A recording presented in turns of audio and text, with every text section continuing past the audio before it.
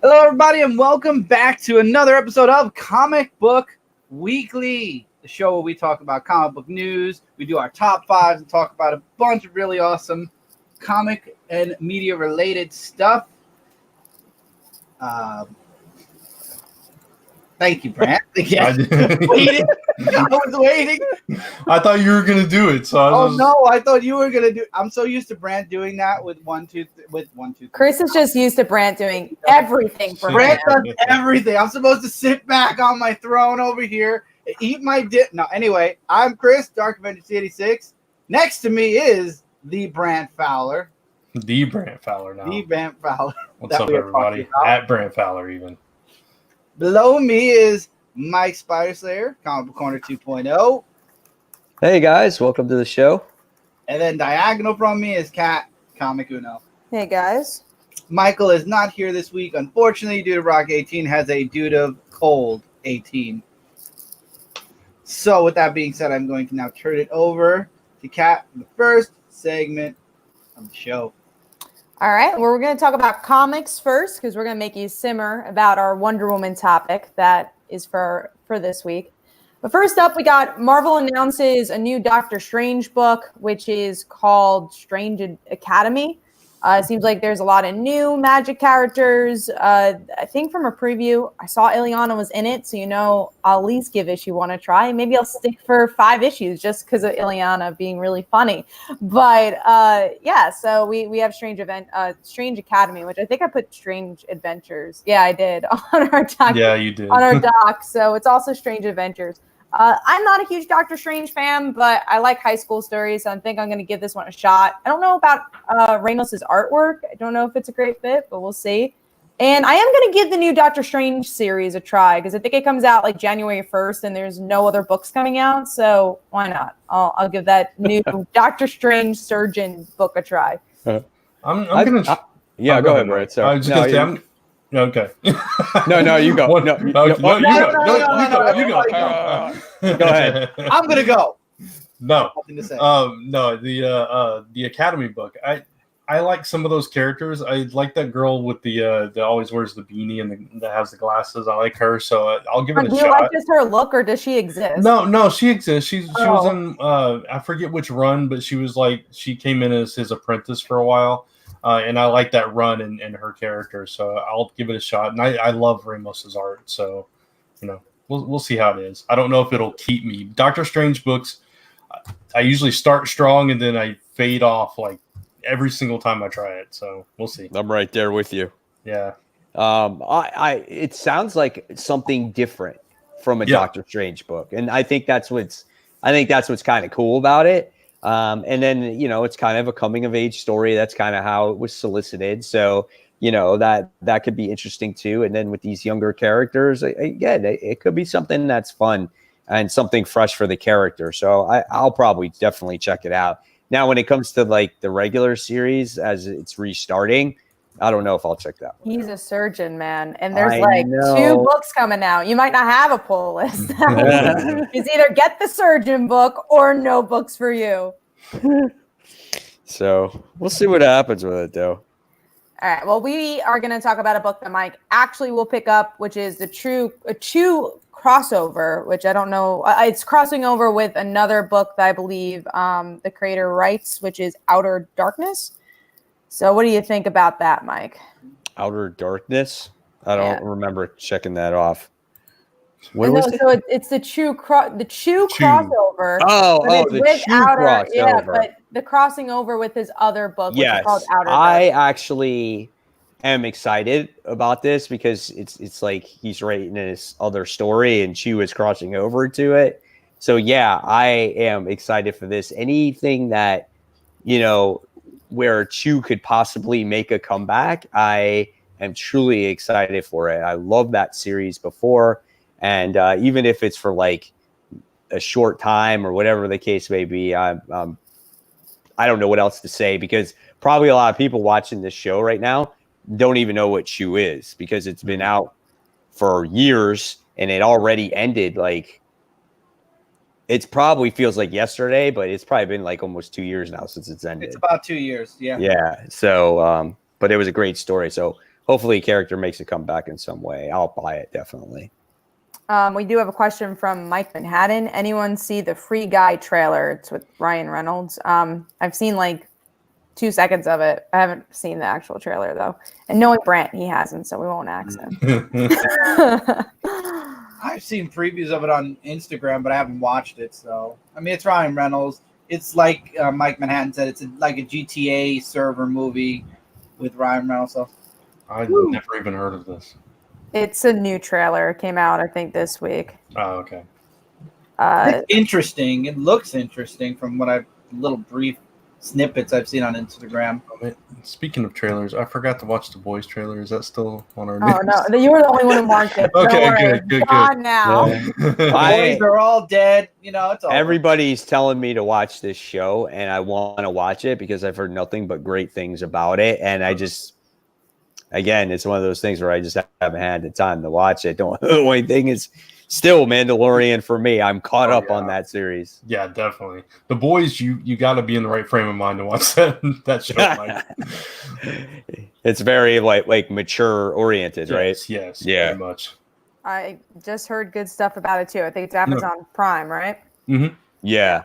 One of these days, but still gotta watch Stranger Things season 3. So yeah, that's how behind I am on television. And Orange New Black, I only watched half the season. I just somehow stopped. So I gotta finish that. And Mrs. Maisel just came out. Too much TV. But when you have all the superhero stuff, well, you're lucky because you don't catch up with anything then.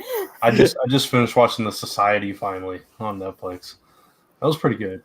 Was that a good one? Yeah. I remember it coming out and not watching it. So. Yeah, me too. And I ran out of stuff to watch, believe it or not. Stuff that I watch alone. Because a lot of stuff we watch together. But so I tried it out and it was pretty good. So. Mike Manhattan says I still haven't seen The Boys because I'm still catching up on the comics. That's a good reason. Definitely catch up with the comics first. And then Tevia says, watch Crisis. Tevia, Brian Michael Bendis writes Crisis. I'm just going to ruin it for him right now. I'm the only one who's fully caught up on it, and that's only because of work, or else I wouldn't be caught up on it. So the only thing I've seen in Crisis are the two most important moments. Brendan Routh as Superman and the Smallville scene. I haven't seen anything from this season of these shows. Good luck. Well, you read Kingdom Come, Brent, right? Yeah. You're going to love the snippet with Brendan Routh. That's all. I read Kingdom Come like ages ago. Yeah, we all read it years ago. Yeah.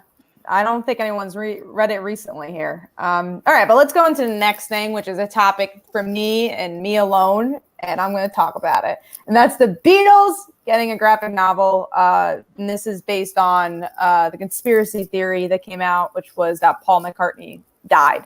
And that the album, I forget which album, I think it was Sgt. Pepper's. No. It was Abbey Road. If you listen to it backwards, it's like a message that says that he's dead. And that's the reason why he doesn't have his shoes on, is because that was a symbolism that he died. So this book is pretty much how the Beatles, right, spoiler alert, for 50 years ago or more. But yeah, so this book is going to be showing if that was real and how the Beatles covered it up. So yeah, I'm going to read that book. I'm really excited. And if you guys don't know, I'm a huge Beatles fan, so I love that type of stuff. No, right? Never knew that. No, definitely new information. But yeah, let's go into some other comic news, which is this was announced today, I believe. There's a new Young Hero event, or at least this event's going to tie into another event because it's Marvel. And this is called Outlawed. It's a one-shot, and it's about the young heroes, and it's pretty much Civil War all over again. At least they get the actual quote. It's Marvel. I mean, their subtitle is "We do events constantly." Yeah, pretty much. And I think one of the heroes does something wrong, and then there's ramifications of it. So I was trying to find. Okay, so Marvel teen heroes will face a whole new, but not unique to the publisher challenge when they're outlawed by the government. So there you go. So is it just young heroes? And it's going to change the entire realm of Marvel comics forever. I will say I think it is interesting that, especially in this YouTube age that we live in, that they're trying to put in rules for kids that are superheroes. But at the same time, how do you know if Miles Morales is a kid?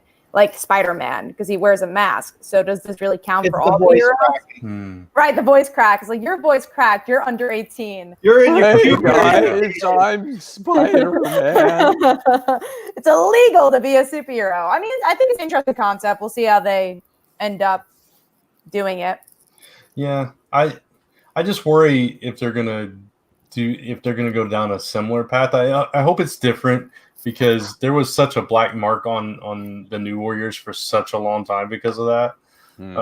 And so I hope they don't scar our young heroes that everybody loves at this point. So we'll have to see. It's Marvel. Yeah, I want New Warriors back, man. I want that exact comic book back. Yeah, they've tried. No, but it wasn't still the same. Yeah, Definitely they tried. not. It was called Champions. Yeah, pretty much. That was more of a New Warriors book than the New Warriors book that came out just a few years ago. Right. I think this is proof that they just don't know what to do with these young heroes once again. Even though they have like Young Avengers staring you in the face as well, and people want that back. And the movies are kind of, I feel, building up to Young Avengers as well. So, but yeah, let's move on to the next thing, which is the new X book we talked about last week. Has a name, has the team, and I, for some reason, clicked on Chew instead of the book. No, more important. It won't come up. On. Okay, here we go. Okay. No, it worked. I don't know. Anyways, so the characters we have here is Psylocke. We have Havoc, Mr. Sinister, Nanny, Orphan Maker, and Harpoon. And this is going to be written by Zeb Wells. Wait. Harpoon? Yeah, Harpoon is on the team. It's funny that you laugh. Big Harpoon?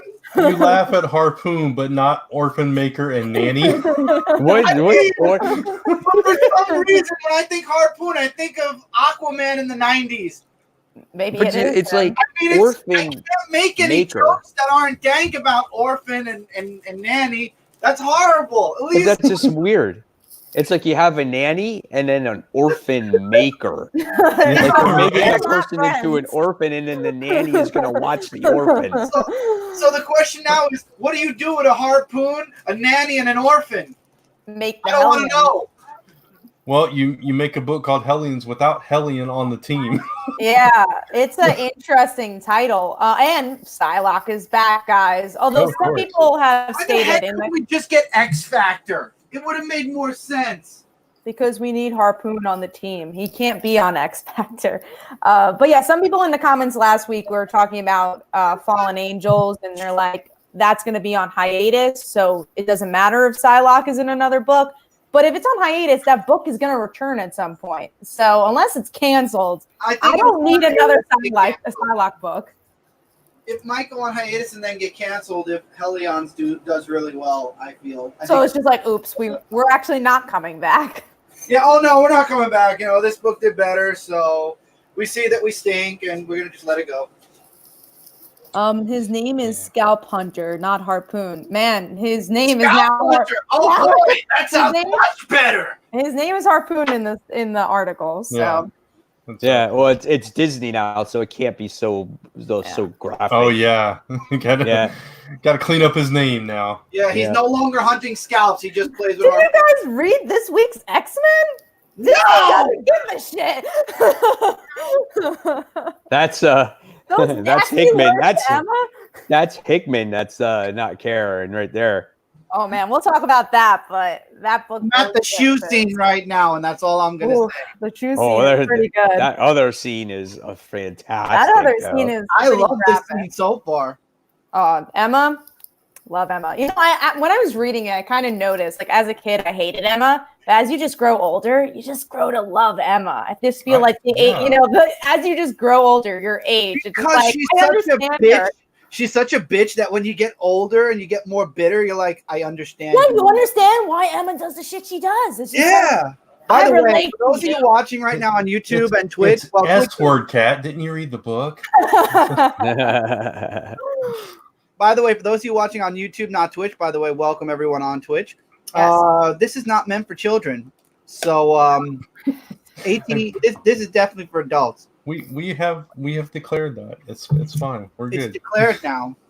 It's declared every episode. All right. Well, any other thoughts on the X book? I don't even know if I want to read it at this point. Oh, I'm enjoying it. Yeah. Oh no, I meant the Hellions coming out. Oh, the Hellions. Man, I'm reading it right now. Yeah, Hellions. I love Havoc. I have no interest in this book. No, thank you. Yeah, I read every single X book. I don't think I need to read this one. You're cursed to read this one if you've read every single X book. I dropped a good amount too. So actually, I think I have two. Dropped Fallen I have Angels two. and Excalibur. Based off of this week, it is confirmed that Fallen Angels, no more. Yep. New Mutants, no more. And I think Excalibur, no more. And I think the other ones I'll be fine with. Excalibur yet, but now you have me worried. Excalibur, I'm holding on to. I'm enjoying it. Well, that's more like your wheelhouse. You know what I'm saying? Exactly. Like yeah. the fantasy aspect. And for me, I just I don't know. It's just, I feel like it's so loosely connected. And yeah. I don't know. Get it. Yeah. Just not my thing. That was an easy one for me to drop. That was I think the first one I dropped. And then Fallen Angels and New Mutants, man. Ileana is hysterical. So we're going to keep her on the list for a little while. Oh, Kat, somebody shares in your Beatles love. Mr. Cronus, yeah. Yeah, actually is a Beatles fan as well. That's awesome. On Twitch. I have to go on the Twitch. Give me the If you're link. not following us on Twitch, you really should. Yes. But I also just need to log into the actual Twitch. So I need to give me, whoever wants to give me that link later. Just in our chat. We'll see in the comments. I'm going to say something in our chat and you're going to laugh, but go ahead, keep talking. We'll see. But we are moving on to some of the media news this week.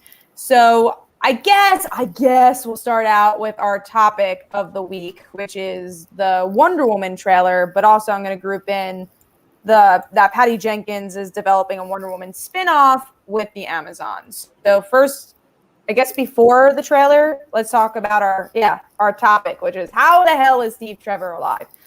Any thoughts? Do you guys know how he's alive? I did read a comment somewhere, and I just thought this was an interesting parallel that, I was going to say Gail, but Wonder Woman, close, the actress, but Wonder Woman, she was shown the land by Steve when she, went onto man's land. And now that she's lived decades here, it's cool that she's going to reintroduce it to Steve. And I thought that was kind of an interesting concept. Yeah, it's nice. You're flipping the script from the first one, so that's kind of neat. As far as how he's alive, I'm trying to remember how it ended. Lisa seems to think we were talking about it earlier that he was pulled up into some kind of energy or portal or something like that. I don't remember that. When he was in the plane at the end, right? And he sacrificed himself, and the plane blew up, right? Basically, right? So. Something obviously happened to him, or do you think somehow Diana wishes something and somehow he comes back and it's like a deal with the devil type of thing? Yeah, that's possible. Go ahead. I was gonna say, I think we know that Max Lord is the villain for this, and then obviously we have Cheetah in this as well. So I'm curious if it's gonna have to do with Max Lord or not. But either way, I'm happy that they brought him back in some way. Yeah. That is something maybe they're gonna let Crisis on Infinite Earths on TV have ramifications in the movieverse. And Trevor just comes back. I mean, when you're dealing with a pantheon, you're dealing with gods and things like that. I mean, anything's possible. It could be wish fulfillment. It could be he got sucked into a time vortex or something like that. I don't know. Right. Maybe it's not even really him. Maybe she's seeing stuff. Who knows? We'll have to see. And then Serenity says in the trailer, Maxwell says you can have anything you want, just wish for it. So exactly, yeah. Nope. She wishes for Steve.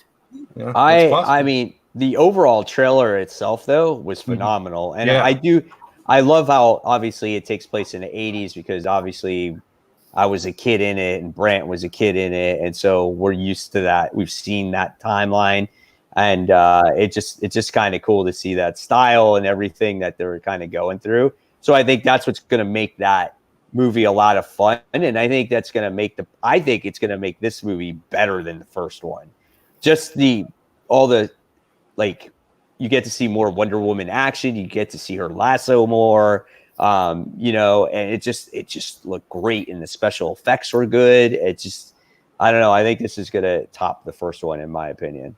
And I love the first one. Definitely one of my favorite. I did too. Movies. So good. And yeah, I'm excited for the sequel. It's like the one, even though I like Shazam a lot, it's like the one movie I'm like really excited to see another one for. Like if Shazam didn't have a sequel, I'd be like, that was a fun movie. Like it was a good popcorn flick. But this is like, I'm excited to see what happens next. Yeah.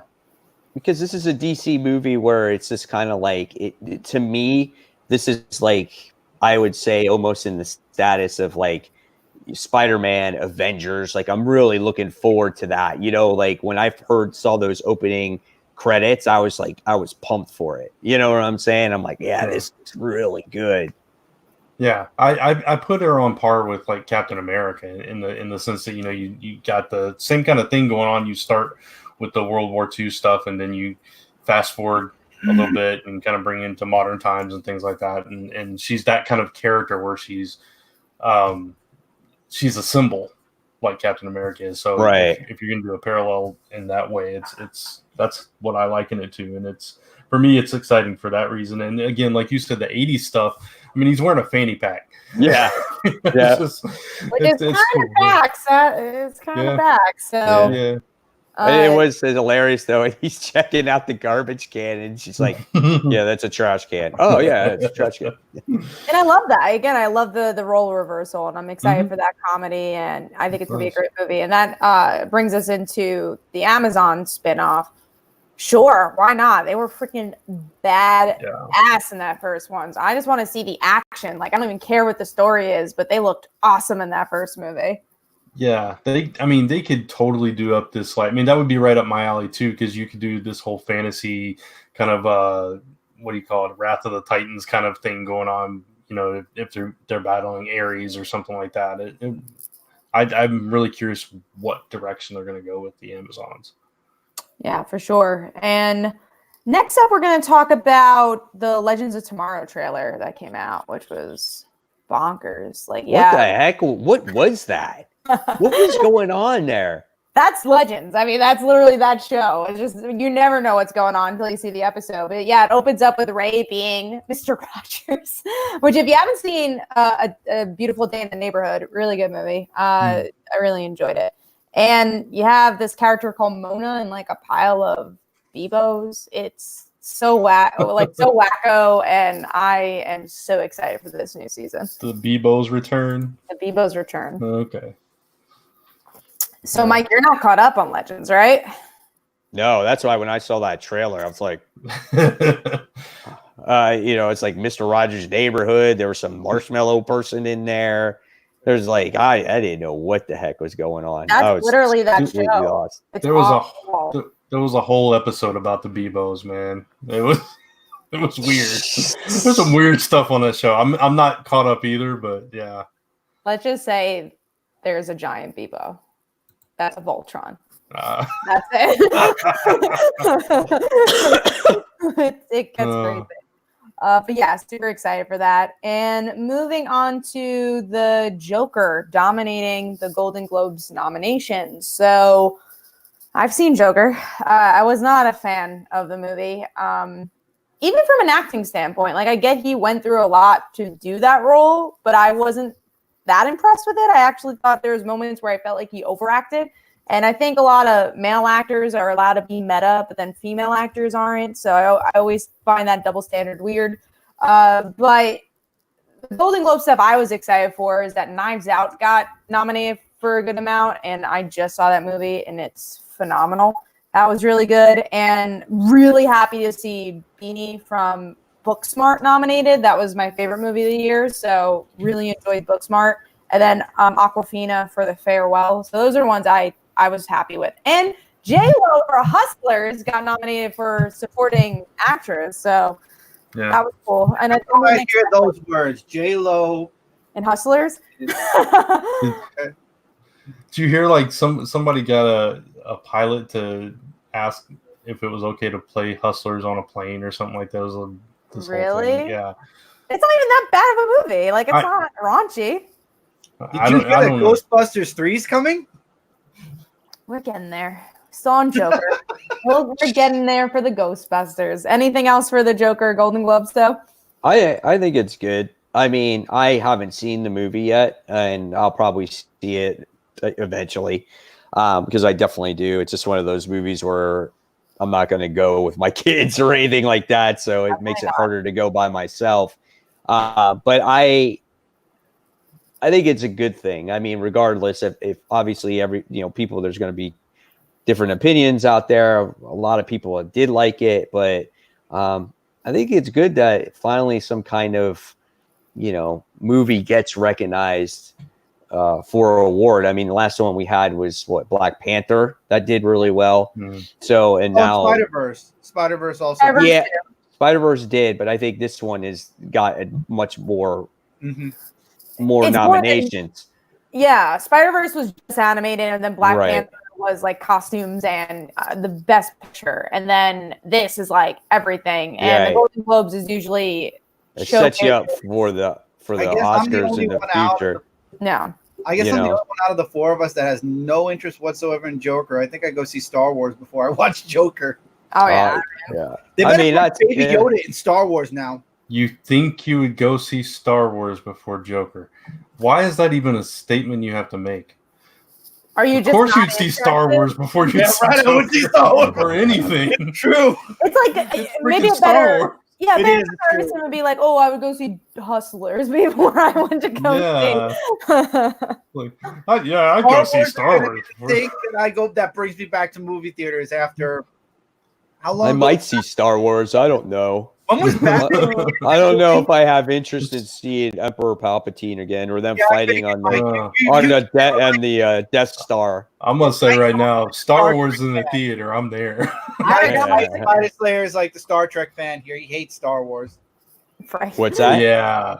You're such a big Trekkie, Chris is saying. Yeah, you're a Trekkie. Oh yeah, I'm a huge Trekkie fan. Yeah. Hey Mike, I have one question for you. Are you gonna ever go to that place where you can make your own lightsaber? And if you do, are you going to make that place is Disney World? Yes, I don't know what it is. It's a specific name. I forgot what it's called. It's in. I have one. I already have one made. We made one a long time ago. See, there you go. Well, there you go. And then it's over now. Now even before they had this Star Wars land, they had a place where you could make the lightsabers. I actually used one. Now I used one in one of my videos at one point in time. I used it. Yeah. The droids are expensive, and they're such a ripoff. Yeah. They're such a ripoff for that. I buy a lightsaber before a droid. One thing I would say I did do though is that you get a gift card in Star Wars, and I think it's like a Visa gift card. You don't even have to use it just for Disney, and it's a coin that is for Star Wars. So you're literally paying nothing to get a souvenir. So if you want to do that, get it. I did that last time I went to Disney, and it's pretty cool. I can't understand or even begin to relate to this comment. I'm sorry. Of course, I would see Hustlers before Star Wars. I will never see Star Wars. I do not care. That does not compute. I'm sorry. Hustlers is a solid movie, but I'm definitely more excited for Star Wars. I got nothing against Hustlers. See, Chris is Obi-Wan Kenobi now. Yeah, I have. He's their only hope. He made his own lightsaber. His own droid. Anyways, going from Hustlers to Ghostbusters. So I tried getting Luke's to work. It doesn't work. I need new batteries. Sydney has Darth Vader. It shouldn't surprise anyone. So Chris doesn't want to talk about Ghostbusters, so I guess we're going to move on to the next. Yeah. I'd rather see Star Wars. No, I'd rather see Hustlers before Ghostbusters. I don't know. No, I'd rather see Ghostbusters before anything but Star Wars. I'd rather go see Dora the Explorer before I go see Ghostbusters. I gotta say, this trailer. You have very low taste. Dora the Explorer? The Ghostbusters fan. This trailer looked really good, though. It did. It really did. This is what we should have gotten instead of what we got before that this. actor was from Life is Strange, right? One of them.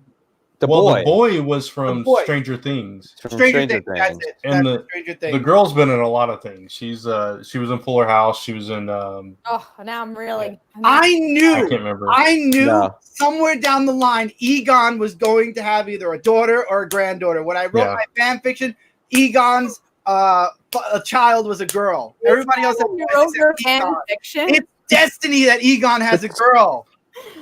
But see, what this trailer had though was like, I know Kat didn't like the original one, and the second one it's absolutely horrible. And then I didn't like the second Ghostbusters, and then the remake was a joke. But this actually, you know what this has? What I feel like the other ones really didn't is this one kind of has a little bit of a horror feel to it. Like it's a little bit darker, you know? Yeah, it was a little more serious in tone. I mean, obviously, it's just the first little teaser trailer, so we don't know exactly what the tone's going to be. But it felt like that to me too. It was like if I was going to liken it to, maybe I'm the only one that noticed this, but there was a definite change in tone from the Shia LaBeouf Transformers movies to the Mark Wahlberg ones. Yeah. They got a little bit more serious. That's kind of the vibe here, and just adding the element of the kids finding the cars and cool. The proto packs and all that stuff. Yeah, you get that sense of legacy and continuation. And it just, I don't know, it felt different and it felt cool. Right. I mean, it kind of had that. Oh, go ahead, Mike. Sorry, I just wanted to say, like, it had that, it gives it that freshness with the kids, like you said, Brant, and then but there's still something to play off of from the old movies. Yeah. Mm-hmm. Yeah. I just love when the guy's like, so who was your grandfather? And they show her in the basement and she shows the suit and it says Spangler. I'm like, oh, you guys better have Dan. Well, I'm sure Dan Aykroyd and Bill Murray have a part. Yeah. Well, I mean, Bill Murray's on the cast list, so I know he's got to show up at least. But as soon as she said my grandfather died, I'm like, oh my God, she's Egon's granddaughter. I know, and I was like, "Oh, they put it in the movie." Yeah, that was pretty cool. Look at Kat; she's like falling asleep. She's like, "Yep, great." Just guys. Watch the trailer, Kat. You can. Kat, it's not like can't make no promises. Yeah. Oh, it's not like Ghostbusters that you watched. It is different. Like it's cool. I was totally hooked by it. I'm like, wow, they're doing a really good job at trying to just move on from, everything that happened in the past and just make it its own thing. So that's cool. Bust those ghosts. It's not about just busting ghosts, though. It's not what the hell is it about that? There's this big marshmallow boy who comes up and in this one in the trailer. It's like they're having earthquakes in a place that's not on a fault line, and that's kind of what the kickoff for it is. But it's Sigourney Weaver in it. My theory is Egon was in this town doing research about whatever is happening, and now it's coming. That's possible, yeah. So I don't know. I thought it looked really good, though. I'm looking for Brevin Campbell says he still hasn't seen the original Ghostbusters. Good. You have not lived. Keep it that way. Watch 1 and 2. 1 was better, but watch both. Mike Manhattan, Extreme Ghostbusters. Was that cartoon? There was, yeah. That's the one where I forgot the names. It wasn't the original 4 Ghostbusters. It was a whole different cast. Okay. There was a lot of cartoons. I remember like the Ghostbusters cartoon from the 80s. I watched that one. With the big ape?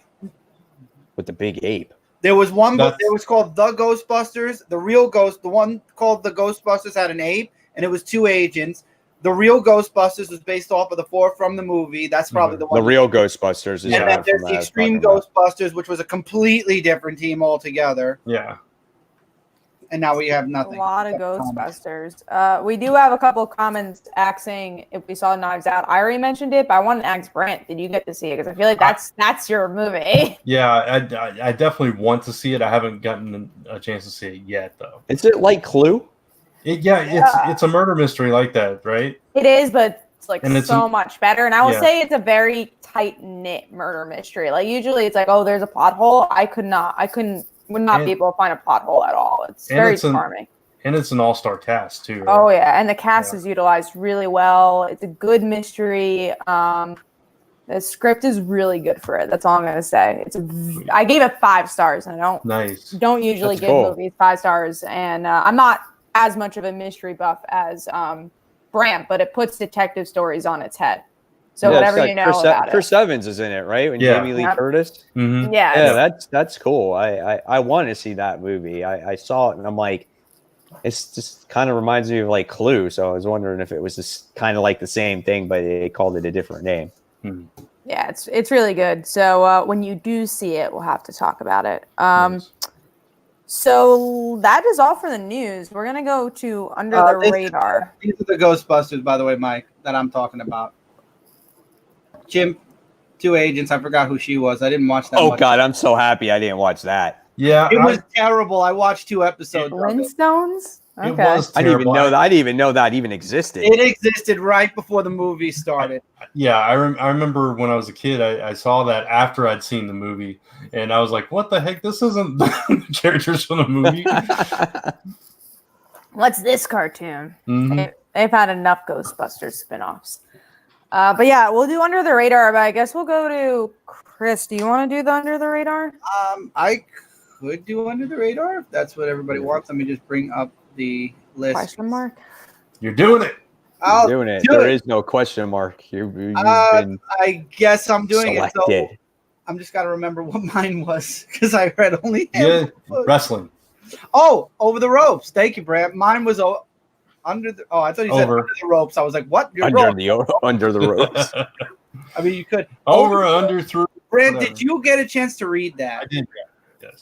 I thought it was a really cool spin on behind, backstage. It's this wrestler who comes up, he gets his name changed, he gets all this stuff, and he has to follow the rules. He's going to get the championship, and he's not allowed to deviate from the script that he hates that is being forced on him by the higher ups. So come night of the match where he wins the belt, he decides, screw the rules, I'm going to do my own thing. Changes his name, puts his original music back, wins the belt, pisses everyone off behind the scenes because nobody knows, outside of the people who wrote the dumb script. And now the company's going to look for revenge on him. I love the artwork. I thought the story was really good. Any wrestling fans would definitely appreciate this. I look forward to hearing what Brand thinks. Yeah, no, it was a pretty good story. I like the setup where you're following this guy that's basically a jobber. He's the one that loses that makes everybody else look good, and he decides, you know what, I'm kind of sick of this. He gets an opportunity, like you said, to win the world title because the guy that was supposed to win got hurt, and so he was supposed to play his part, and he decides to go into business for himself and create this whole persona. And now they're kind of stuck with him as the champ, even though the higher ups don't want this, and they got TV deals looming and all this kind of stuff. So yeah, it was an interesting read. So wrestling fans should check it out. It's from Mad Cave Studios. Mm-hmm. It was very, very good. I loved it. I'll be back for issue 2 for sure. So Brant, what was your Under the Radar book? Mine is a book called Nomen Omen. It's an Image title. I read that. Do you read that?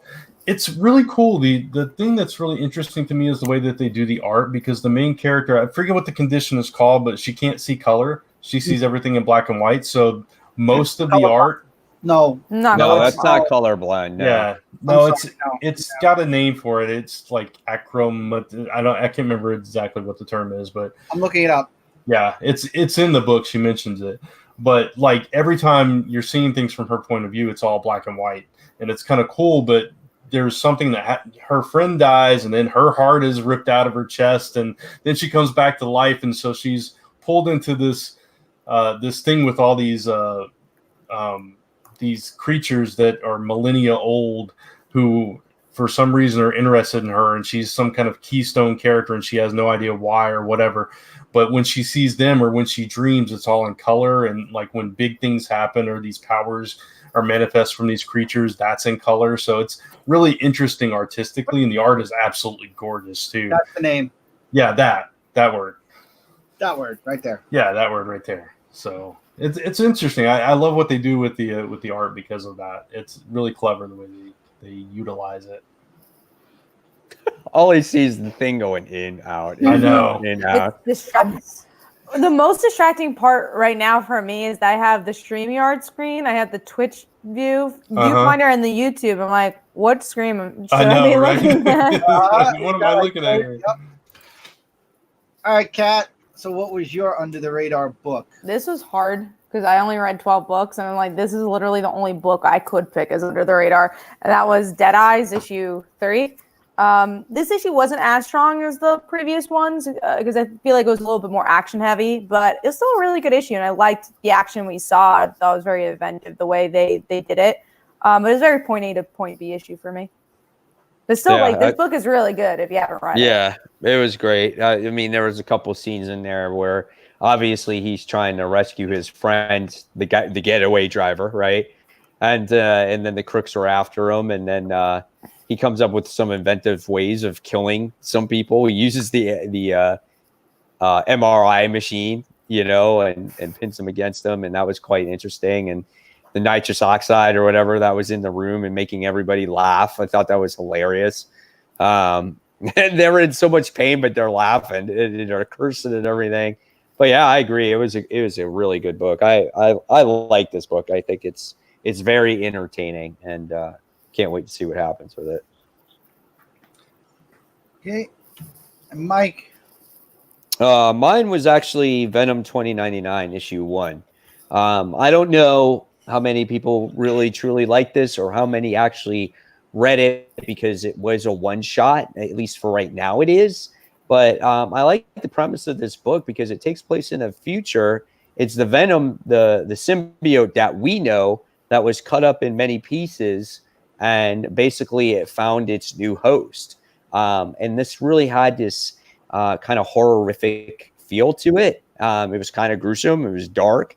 And it kind of leaves it open-ended by the time you get to the end of it, because it's kind of like question mark type of thing. So, if we have these 2099 books or another universe in the future, this could be our Venom here. So I kind of liked it. So, yeah, definitely a great read. Yeah. Okay, Brent. No, go ahead. No, you go first. I was just going to say, I really liked it too. It surprised me. A lot of these 2099 books haven't really grabbed me, but this one was really interesting. I like that it was somebody that we had no connection to, this girl, and it was almost like a horror movie because it like possessed her arm, just her arm. Yeah. I thought that was kind of a cool way to introduce it, and then of course they come back together and all that stuff, and then it's Venom, and it's like, okay, this is kind of cool. So yeah, absolutely. And the thing that I like is you kind of got connected with the character right away because she went through a horrific accident. Right. She was disfigured, and her dad works for, was it Acclomax? Right? Yeah. And so she was part of a clinical trial, and so it's just like you get to see everything, her trials and tribulations that she's been through. So not only has she been scarred outside, but she's been scarred inside. Mm-hmm. And so right away you get to see kind of how her relation, and Venom or the symbiote have in common with each other. So that's why they actually make a good host there. Yeah. Plus there's that connection to fire between the two of them. They both hate it now, of course. Yeah, absolutely. I feel like this is Marvel testing the waters for if they made a 2099 series, who'd be interested in which characters would be the ones that click with a lot of readers. Sadly, I definitely think that. The Amazing Experiment book is not great. Honestly, because I had such a big haul for next week. I was like debating if I even wanted to get Spider-Man 2099, but then in my head, I'm like, I've read so much of it. I have to at least skip the Spider-Man 2099. You gotta get Spider-Man, yeah. So that's all the under the radars? That is all sorry, I was looking at everything being clicked. Yeah, I just clicked That's all our under the radars. So I'm going to pass it over to Mike now, doing our top 5 and comic discussion. All right. So we're going to talk about some of these other big books before we get into the top 5 officially. The first one we're going to talk about is Infected Deathbringer issue 1. I kind of read this book. I thought you kind of liked it. You just kind of read it. I kind of like I couldn't get into it. It And was I not kept on good. reading it and skimming it. And I'm just like, why is Donna Troy in this book when this version of the Teen Titans is not currently together? Yeah. You know? And so I was just like, I just didn't like it. It was just too wordy. I was bored and I didn't care by the time I got into it. You know what I'm saying? So I was just like, yep. And there's no real reason to read this because, you know, even though this kind of helps the Batman Superman storyline a little bit to see how these characters got infected, I just wasn't really into it. And I was like, well, there's not going to be another issue, so who gives a shit? It was boring, and I think one of the biggest, yeah, you said it. One of the biggest problems is that they had the Titans in it, but not the ones that Donna actually has a connection with. So when she went all evil, it didn't really make a difference. And Right. yeah, it was boring. But also, what I think was really what made this fail is that it leans so heavily on her convoluted origins. She's like, yeah, I have so many versions of myself. Like, why bring it up if you're gonna make everything else more confusing? Like, they don't do it in a way that's organic to the characters. So yeah, I did not like this issue very much either. I skipped it completely when I saw it. I was like, nah, this ain't gonna be good. Poor Donna, though. Poor Donna. She never gets a good book. Yeah. This is one of the 2 books I didn't get to this week.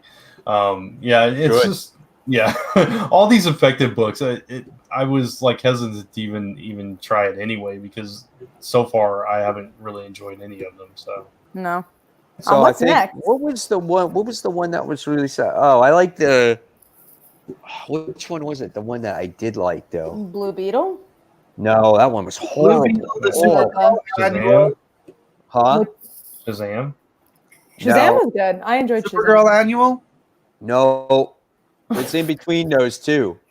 Is there a Or is list it of the just ones Batman that come out? Superman? That is Maybe. Batman Superman then. That was No, it. Is I don't there know. what books are coming out for this anyways? Is I Commissioner don't Gordon know. getting a book? It's so convoluted. How many different books are coming Yeah, out? Commissioner Yeah. Gordon is getting one.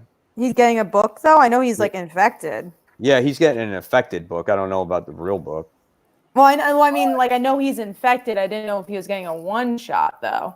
I love how we have Infected, Villain's Year, and Doomsday Clock still all happening at the same time, even though Doomsday Clock is the past now. Oh, he is It is getting one bugging me that I can't figure out the one that I liked. because it's that rememberable. No, it was good though. I can't. Oh my God. I'll find a Who- list. Who are the Yeah. 6? We have Donna, Shazam, Blue Beetle, Who was Hawkman, the first one? Hawkman. Shazam, I said that. um, Supergirl. yeah, Supergirl. I don't know, Mike. I think you dreamt it. Yeah. No, man. No. There was a reason why I started picking those up. Oh, is Because it the one that Justice I League wrote- Odyssey? No. No, I don't think that was the tie-in. I don't know, Oh, man. God, it's driving me crazy. I'm looking at the list and it says and more though. So maybe okay, here's more infected tie-ins. Let's see. Shazam was one, Blue Beetle, Supergirl, Hawkman, the Batman Who Laughs. That didn't come out yet. Did it? I don't know. No, it wasn't I'm not that gonna one pick either. up It was that, a no. hero. I don't know, man. Oh, God. I'm pissed off right now. I think Mike created a book. It was No, all I didn't. infected. Oh No. no. Joshua says, I noticed that Tom Taylor is writing Detective Comics now instead of Tomasi. What happened? I feel like it was just an issue that he I think wrote. he's just a fill-in. Yeah. I'm sure he's still on it. All right. Well, hopefully you remember, Mike. No, it's not going to happen unless someone jars my memory. I just can't think of it right now. All right, next. We're going to talk about The Amazing Spider-Man issue 35. Hated it. That was a book. Yeah, that was Didn't read boring. it. So I'm guessing Didn't miss any. You Did didn't not miss miss anything, anything. man. The That was- artwork was plain. Even Yeah. Spider Girl shows up, Oh, and I Teresa- didn't care. Teresa's arms were too short too. It's like they weren't long enough for her body. It was weird. They are very skinny. Yeah. Teresa's so forced. Yeah. She is. She's so forced. They like want you to like her, and it's like I don't care about her. Yeah. Like, and I don't care about This the book? little issue that they're having with Doctor Doom and the Chameleon. Like, Yeah. I don't care. I don't care about the little land battle. Gives a shit. Like, how does it go from like what it was to this? You know what I'm saying? I just don't like it. It's such a filler arc. No, I mean, even if it's a crossover, like they've done better with crossovers. Like we're 30-something issues in, and this book had not failed until this arc.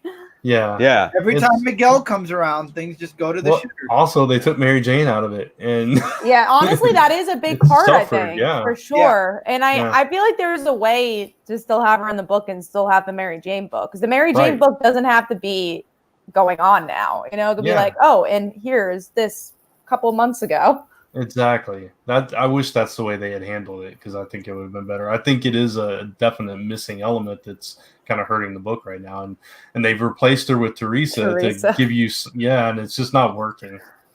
This issue was the worst of this arc.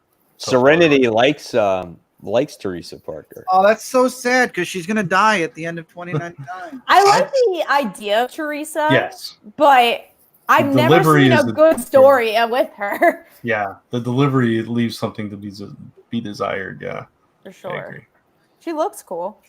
Yeah, but not in this book, because she has skinny arms. But in other books, she looks fine. I mean, if I didn't read the Donna Troy book, this was actually my worst pick. Wow, and that's saying something for sure. Yeah. I'm worried about Spider-Man 2099. I actually, I'm not worried about Spider-Man 2099. I think is his way of somehow getting to the point of 2099. Once he gets to that world, I think he might do a good job with it. It's just somehow he had to come up with a way to get Miguel into this world and to get, you know what I'm saying? And I just don't like the way he's delivering it. So I think that's the issue there. Mike Manhattan said Spider-Man Family Business was a good story. That's when she was introduced, right? That was the graphic novel. That's where it introduced Teresa and everything. But I remember it was kind of convoluted too, because in the end you're like, is she the sister? And now they keep trying to play games. Like, well, is she? Yeah. Who knows? All right, so let's move on. She died already. Not mine. I'm sorry, she's gonna die again and wake up in 2099 and marry Miguel, and they're gonna have little. Oh God. That's not. She's gonna be the new Spider-Man of 2099. Well, it looks like she does have an ex-boyfriend of some sort in this book, because she's like, I lost someone. Yeah, it's like he died in the last issue. Yeah, but she was all pissed off, and she wanted to use a gun and kill Chameleon. Yeah, it was in the last issue where she was dead. That's how memorable it was. I thought it happened off panel. I don't care. I don't care enough about her to care about her stupid boyfriend. You know what I'm saying? So they're trying to put in that. Like, sorry, Teresa. Sucks to be you. Okay. Serenity says, all right, so Miguel has a girl, and once you go. Oh, wow. I didn't read that part. I didn't read that part before, but he did have a girlfriend, and the reason I pulled that up is that I was going to ask he did have a girlfriend in his previous series, right? Is that the one you're talking about? Yeah. I kind of remember her. I kind of remember liking her. Vaguely, yeah. But I remember, like, the mom was sick or something. Yeah. That's all I remember. Brad's like, yeah. Didn't she get hurt or something? Like there was something happened. Yeah, like something crashed through they were in a diner or something like that, and something crashed through, if I'm remembering correctly. And I stopped reading the book. Yeah, I did too. So we just didn't finish that story. All we know is that there was a crash in a diner, and we think there might have been a girl. Yeah, there might have been a girlfriend. Somebody call the Ghostbusters. Yeah. All right, let's move on to number 5, right? Yep, we're going on. Number 5. My number 5 this week was actually Batman. I like Batman. I have so many thoughts about Batman. I mean, you kind of get to see Thomas Wayne's situation, and why he's doing the things that he's done. And you're kind of curious, like in his world or whatever it is, he's like, it's like you got to see what happened to his wife. His wife went crazy because of the death of his son. You wind up getting to see like some kind of relationship between him and Selena. That and then was you the got part to see, I'm just like, what's going on? And then you get to see him like spying on Superman and Batman and then Lois when they went on that dating issue. You got to see them like he was spying. That was weird. And just so there was a lot of weird stuff going on, but it kind of gives you the motivation of why he was doing what he did. And I kind of like that aspect of it. So again, it kind of stalls the story a little bit more, but I did find that quite interesting. I agree. Serenity was saying the same thing. My thoughts about Batman, this has been done before, telling the story backwards. I thought it was too late. That's the issue. And then, going back to Catwoman and Batman, I just thought it was strange. I think from what I read, she was like the Robin for him. But it just like felt a little romantic. And I'm just like, but that's so weird. Like, oh, well, who's going to end up with Catwoman, the dad or the son? And it just like felt a little bit too much they were similar. And I just felt a little disgusted after reading it. Yeah, it was a little strange. I got that same vibe, and it was like, what am I supposed to be feeling here? Yeah, right? Yeah. What is the point of this? I don't understand. And telling the story backwards. I mean, it's here. I agree with you, Kat. It was too late to do this, and you didn't really get that much new information. So no, felt like a filler. Of course not. You're not going to get new information. Oh, of course not. Yeah. But it wasn't poetry, at least not. Yeah, exactly. Now, poetry about love. It was backstory. It was the stalling of the issue. It was very Shakespearean still. But now we get to the epic conclusion that is coming out in not this week, but next week. Yeah. And just letting you know, the book is like 40-something pages, maybe. When does that come out, though? Is it come out during our Christmas? It's the 18th. Yeah, so we are not going to talk about it because the week we would have talked about it was Christmas. No episode, Merry Christmas! Merry Christmas! You will never know our thoughts about the end of Tom King's run. Well, all that's going to happen is going to be 48 pages of poetry, and it's going to be Cat and Bat together. And it will. Which one? There's going to be charts galore. Oh God. Yeah, no, but which Cat and Bat? Is it going to be Flashpoint Batman with 17-year-old Catwoman, it looks like? Or we have to have Brian come in and give us his charts. It's Lolita, but Batman. It's just weird. Anyways. Hey, man. Whatever floats his boat. What do you want me to tell you? Nothing.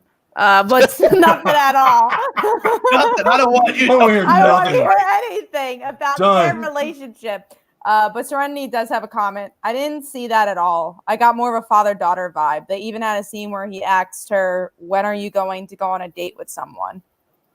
But I just felt like there wasn't enough moments to really see that. Like, I think if we had a whole issue just with them, maybe they could have established that relationship. But I didn't see it, sadly. Yeah, I think it. Yeah, go ahead, Brent. No, go ahead. I think that it should have been done at least a couple of issues to see more of his motivation. I would have liked to see that more than some of the freaking stupid shit that we saw on the island. You know what I'm saying? When he was in hiding, I would have loved to see more of Thomas Wayne's motivation instead of cramming it into this one issue. Yeah. I feel like the relationship with him and Catwoman at the beginning when they first started showing it wasn't as clear. And then as you went back further, it became more clear that it was that father-daughter kind of thing. But at first it was like, okay, this is creepy and weird. At least that's my take on it. And then especially because he like pushed Bruce so much to be with Catwoman too. It just felt borderline creepy. Like I understood his motives. It's like, oh, I want you to be happy. But it was just like, oh, I can relate because I also have a relationship with Selena. So yeah, but it makes more sense once you see it. Oh, I kind of raised her, and now I want her to be with my son because I really like her. I want daughter and my son to be together. Yeah. No, that's not creepy at all. So was it like maybe like a replacement for the son that he lost? I think that, Maybe. again, it was like the Robin. So for sure. Right. Yeah, I don't know, man. It just like gets borderline something. Yeah, It's I don't know. something. This whole run is definitely something. And Well, you know, it's it's coming like to an end though. Yeah, it's like the idea behind it isn't bad. It's like, okay, Thomas Wayne doesn't want Bruce to be Batman because he wants him to live a normal life. He's just going about it a really messed up way. Yeah. That's an interesting concept. It's just the handling of it has been clumsy. Yeah, I agree.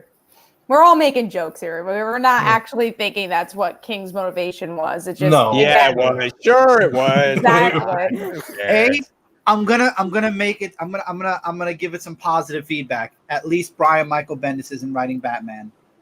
There you go. Actually, I will say I think Bendis would do a better job of Batman than That's fine. Tom King can come over to Superman. I don't mind. Might save Superman at this point because Lord knows Brian Michael Bendis is burying him hardcore. See, I think King is better at characters that don't really have a history, or at least like is trying to reinvent a character. Not that Mr. Miracle doesn't have a history, but he reinvented that character. Some people are upset about that ending, but like Vision, those type of characters. Wait. The Mr. Miracle ending for the 12 issue. Yeah. I thought it was pretty good. I liked it. Some people were upset about it, but I enjoy Mr. Miracle as a whole, or Vision, like those type of characters. I'm actually really looking forward to his Adam Strange as well because I think he's better at those type of characters. Yeah, I agree. But at least Batman has that going for him.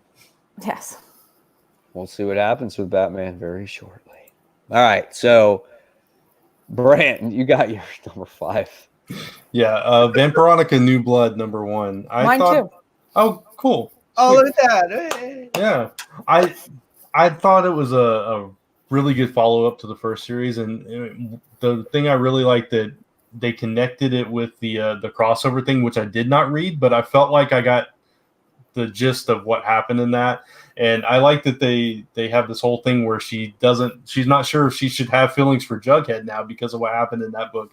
I thought that was interesting. And then like this whole thing of a secret society of vampires just kind of right under the surface throughout all of Riverdale, and the Kellers being involved in that and everything. And I really like the direction of this because that first one was like it's this new thing where it's just like Afterlife was at the beginning where, okay, all of a sudden there's all these vampires and you don't know what's going on or why they're, why Veronica's a vampire and what's going on with her parents. And now you're starting to explore that and kind of, tear it apart piece by piece and get to the bottom of it. And I thought it was a really solid first issue. Yeah, I thought the mythology building was good. There's some exposition-y stuff here, but overall I thought it was a good issue, and I like this world a lot and the horror world they're making. Speaking of Archie, I only read Betty and Veronica's parts for Archie vs. Predator, but those couple panels are pretty good. Definitely number 1 pick. But it's like open the book, panel, done. Literally just read for my top 5 panels.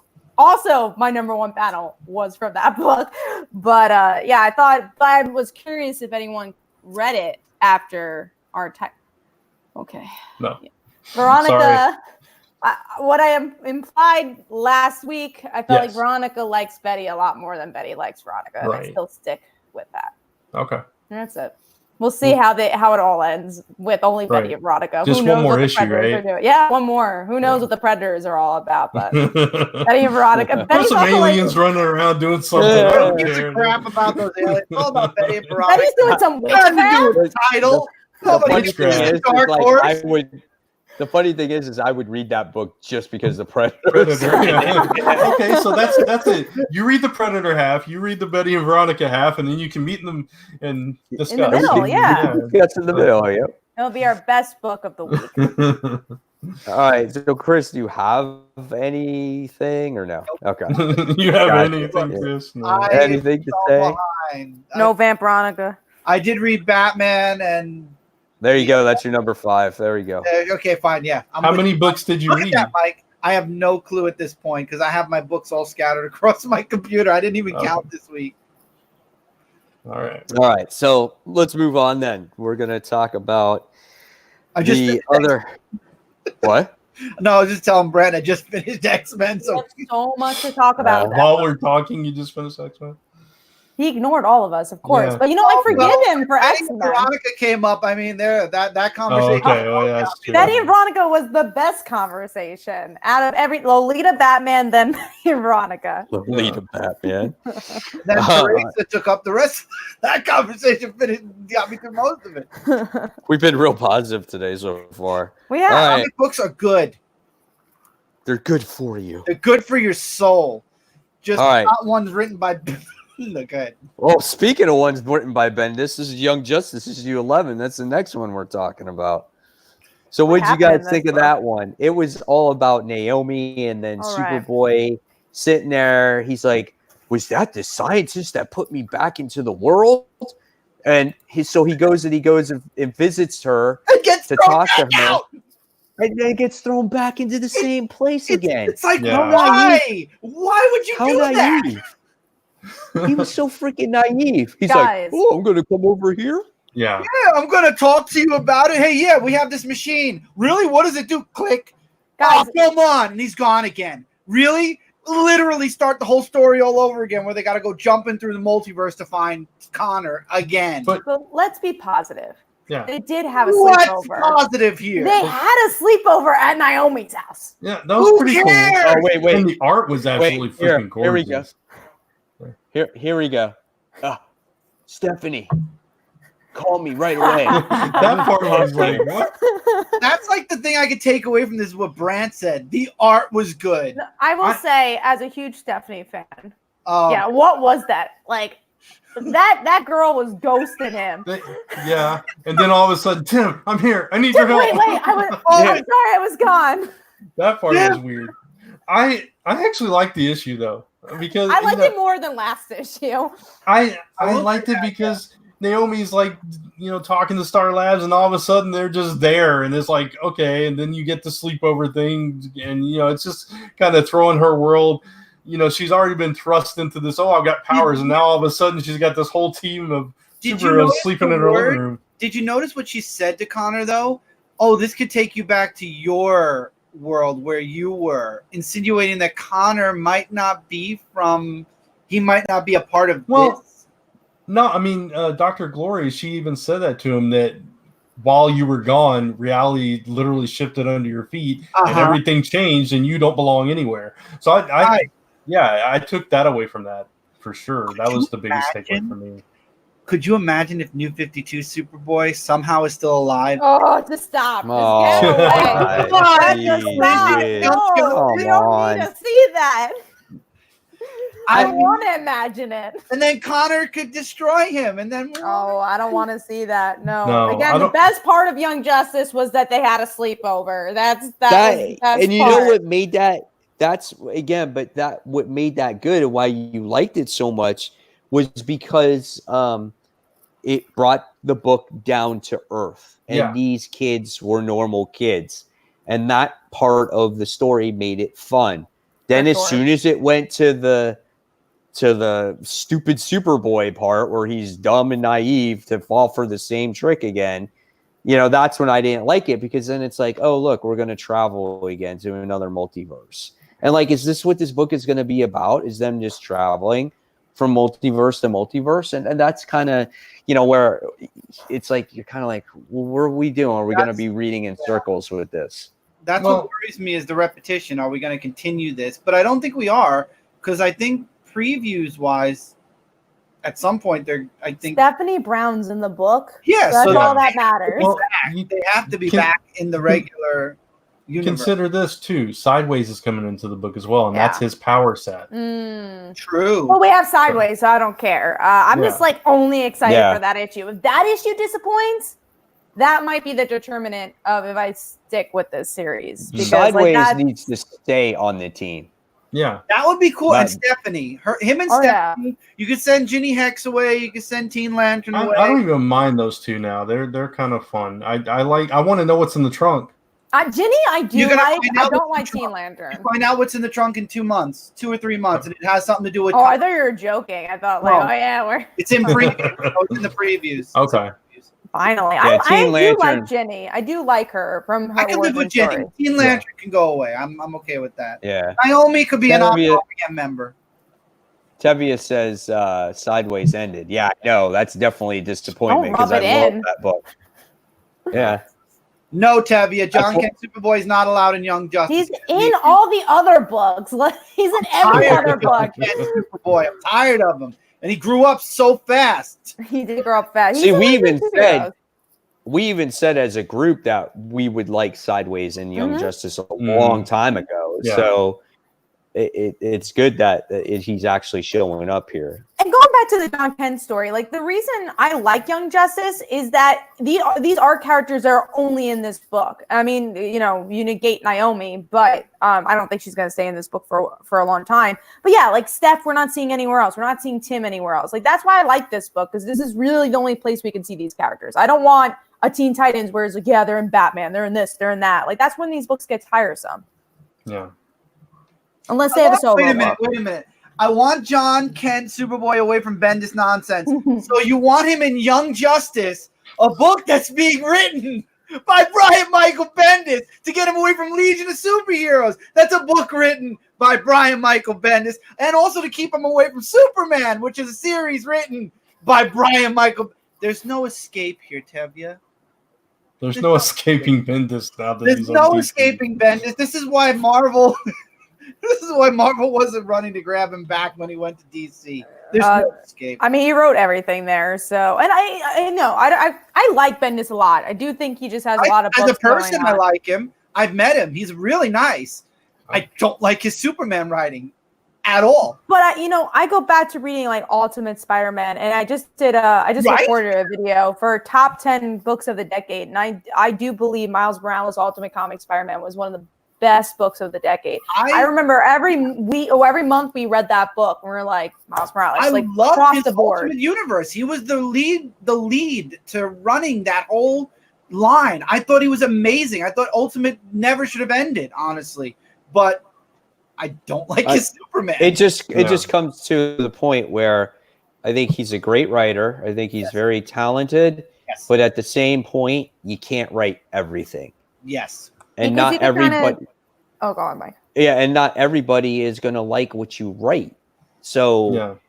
the more things you write, the more things I think that people are not going to like, Because because also, there's like, so much. and you could tell from like 101 of storytelling. I feel like there's some. I don't want to use the word laziness. I don't think the word lazy. I would not want to use it.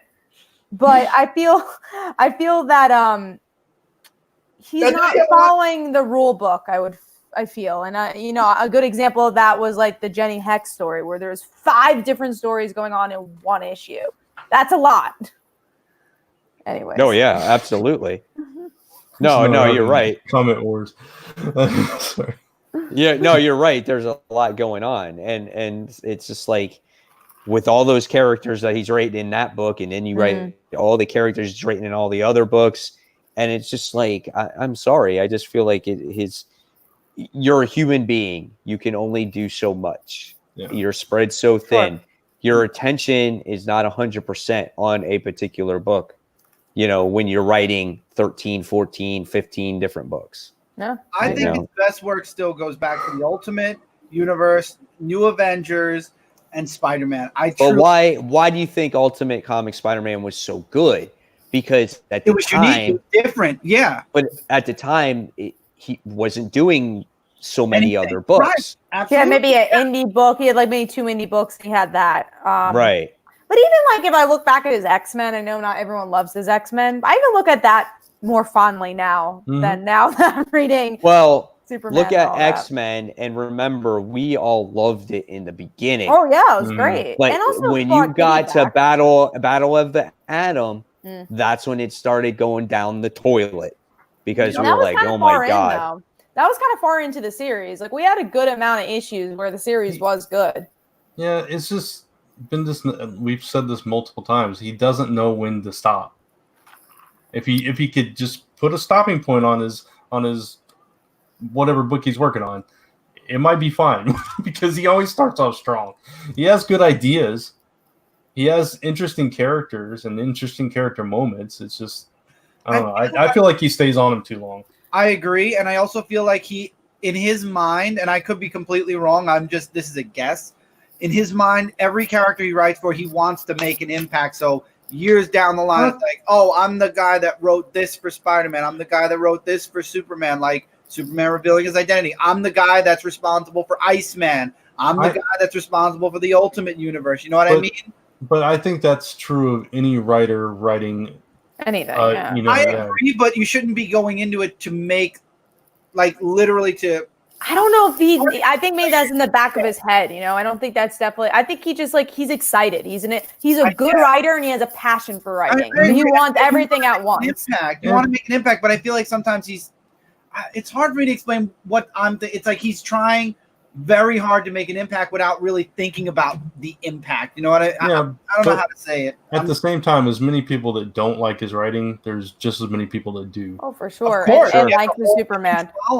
Mike Manhattan puts a I wanted to read comment that one too, on here, and he says that comics doesn't pay a lot of money, and he says that's why writing comics doesn't give you enough money to eat. And then the other one, he said, that's why a lot of writers take on so many books. Bless you. They barely get paid enough for one or two. But that's not Bendis.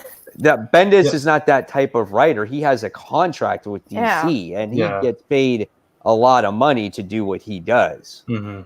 That's why he moved from Marvel to DC, because he's making a load of money from DC. Like, if it's somebody who is freelancing for Marvel and DC, that's why they take so many books. But when you have an exclusive contract with these companies, you're making better money. I won't say great money, but Bendis is a superstar of comics. He's making good money, no matter how many titles he has. Like Grant Morrison, he's making good money, and he has one title. He's like a Jeff Johns. You know what I'm saying? As many books as Bendis is writing, I would say he's making very good money. Oh yeah, I definitely think he's making very, very good money. Again, I think he's just excited. Like I've talked to him before. I've seen him in cons. A lot of us have seen him in cons here, and he's just really passionate about what he does, and I love that about him. But I wish he took his time to write these series. Focus on Naomi, focus on creating Wonder Comics, because I think that's probably the best aspect of his writing so far. I agree with that. All right, well, let's move on. That was a pretty good discussion there. I like that one. Mm-hmm. So we talked about Vampironica, right? Yeah. Mm-hmm. Yep. So we talked about that. So we're going to actually move on to our number 4 this week, and then my number 4 is Dr. Doom issue 3. I like Dr. Doom. I think it's a good book.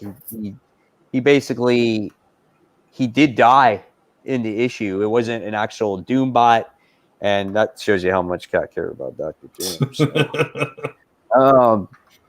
He did die in the actual issue, and he went to hell, and then he wound up dealing with Mephisto, trying to get back to the present, which was kind of cool. So, I mean, I don't want to spend too much time on it, trying to make up some time, but I think Dr. Doom is a really solid book. It's definitely impressed me much more than I thought it ever would. So I'm looking forward to the next issue. I think, Brant, you read this book, right? Yeah, I do.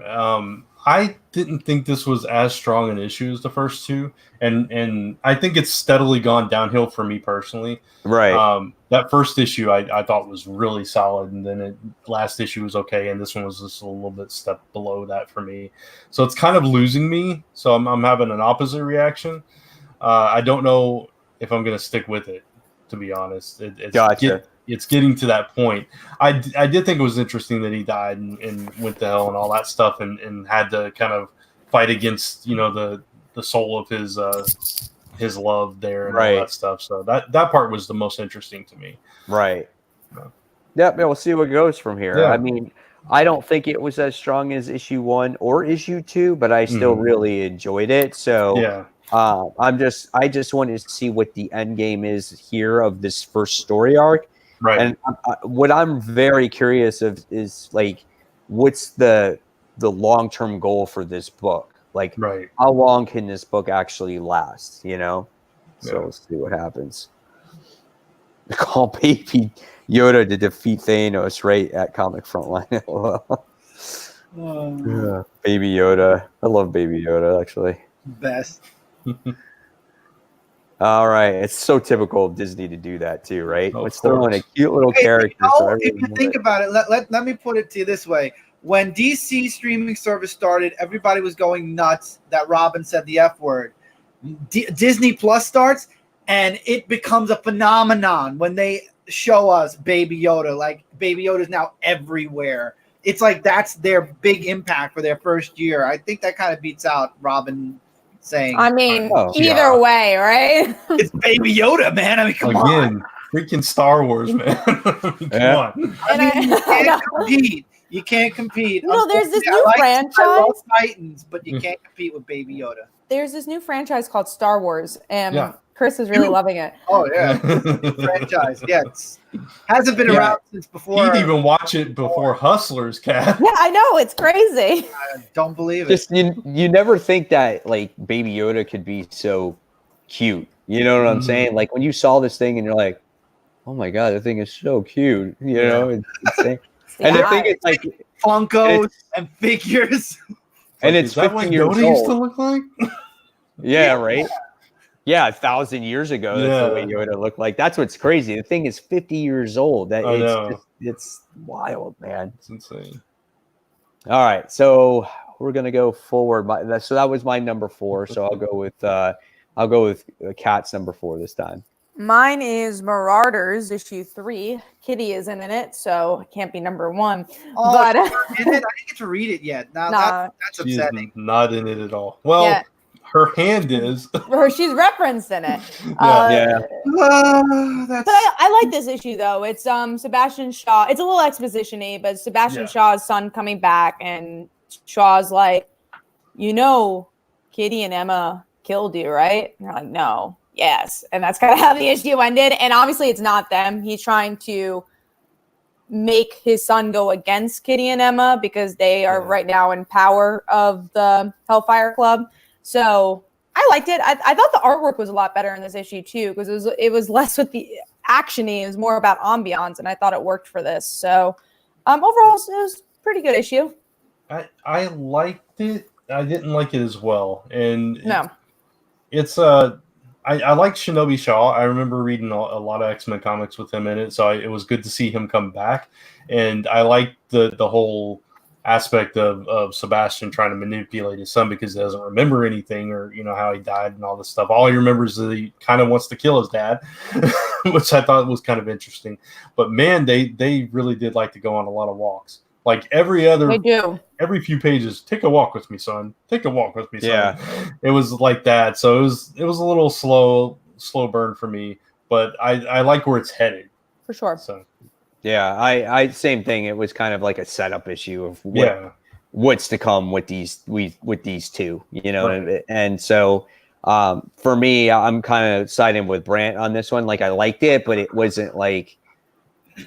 It was just like, okay, I get it.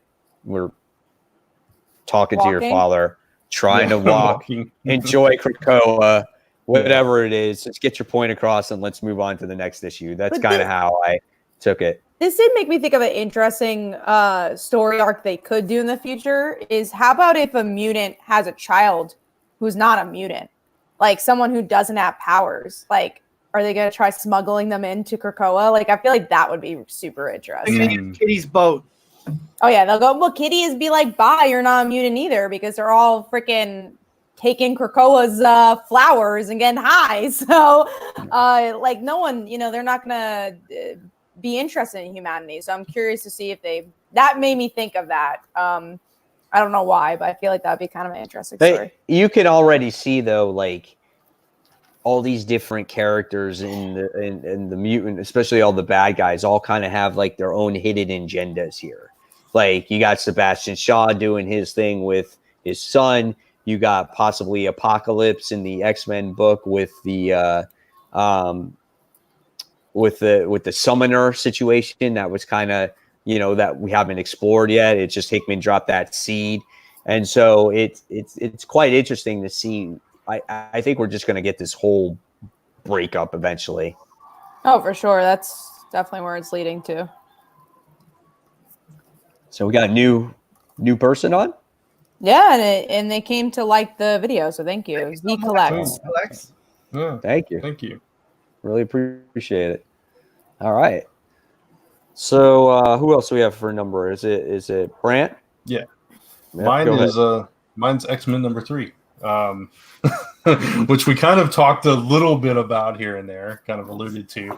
My girl Emma, man. Yeah. She did not have a good day. No, she did not. This was an interesting They issue. said she doesn't even take care of herself. Like that was Wow. that was like, whoa. That's a mild way of putting it too, Dad. That's I mean, doesn't take care of herself. Yeah. I just trying to keep the kids watching, but not too much because they can't watch. Yeah, that was like, whoa. Yeah, she was like, what? She's like, oh, this one's a tart or something like that. Yeah, she was. You need to clean yourself, girl. You need to clean yourself. It's like, whoa. Yeah, it was like great. Cyclops is like, and Sebastian's like trying to hold in his laughter. Yeah, I loved Emma's facial expression though. Oh, it was just priceless. Yeah. When you have Emma speechless, Uh-huh. you know you've done your job. Then she's like, I can't beat up these women. Somebody beat up these women for me. Cyclops beat them up. Their minds either, so she couldn't do anything to them. Oh man, it's so good. I love this issue. And again, I love that this book is about the Summers family. That's literally, I mean, Emma's kind of snuck in there as the Summers family, but it's a character-driven book, surprisingly enough. Yeah, and just interesting villains for this particular issue too. You got these these old ladies that are wanting to save the planet, basically. And they're taking out like Cyclops and Sebastian Shaw with a spray gun. It's like, oh my god! Sebastian Shaw gets his ass beat. Yeah, he does. He got his ass beat by horticulture. Yes. Oh god, it's hilarious. I called them the Golden Girls. Yeah. They have to be, right? Yeah, they were great, and just like. And the back page, you got to see how old they were. Like one was like 80-something years old. That's what we should have called the episode. Sebastian Shaw gets beat. The Golden Girls beat the crap out of Sebastian Shaw. Oh, that would have been great. We couldn't think of a show title, but that would have been a good one. But this book is phenomenal. I'm really enjoying it. Emma needs a spin-off. Let's hope. But see, there's all there's all these open ends like that Hickman is doing. You know what I'm saying? It's just like. You got these ladies that are stealing the freaking flowers, and now you got the summoners, and then you got the apocalypse thing. Like, there's just so much that's going on, and it's just like, eventually, it's got to all come back together again. Oh, of course. Homewreckers can be family too. I mean, in Emma's point of view. Oh man, and Jean too, all that stuff. Oh my god, absolutely loved it. And then the dig that Jean, was it Jean who said you're gonna pay for our drinks pretty much, or was it? And she's like, I always do. Yeah, and she told Emma like, you're good at sharing things, aren't you? And she's like, borrowing's kind of your thing, right? Yeah. Oh man. I love the digs they made for each other. Also, I like the little small part. I love that Pixie was pretty much a 60s flower girl, where she's just like, we just grow flowers here. It's like, Pixie, you are so high on this Procroa leaf right now. She's like a hippie. She's such a hippie, and that's what I love. She's like, we just grow flowers here, man. That is Pixie's job. Throughout the whole X-Men mythos. So like when you're reading that book, right, and those things came through the portal, were you like, oh my god, who are these like badasses that are taking out these X-Men? And when they took off their helmet, what was your reaction to that? I love that they had oxygen going up their nose. I loved it. I was just like, oh my god, this is insane. You gotta be kidding me right now. I'm like, this book is going in all directions that you would not even expect. And that's what's so awesome about it. Yeah. Now, if they could just get rid of those little inserted pages that we don't need. I agree, but it's still okay. It's okay. It's okay because I just don't read them. I just skip right over them. I don't read them either. I did read the back page. Yeah. I read the back one because it gave you the description of the old women. No, I didn't even notice that.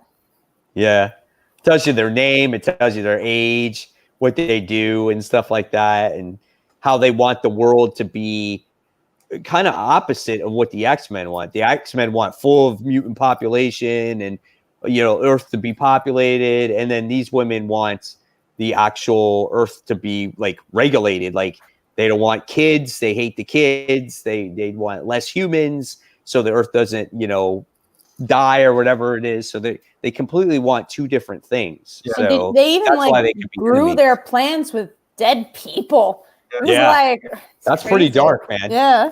Basically a twisted poison ivy kind of thing. Yes. Going on. Yeah. That's really cool, man. All right. So both of you guys went, right?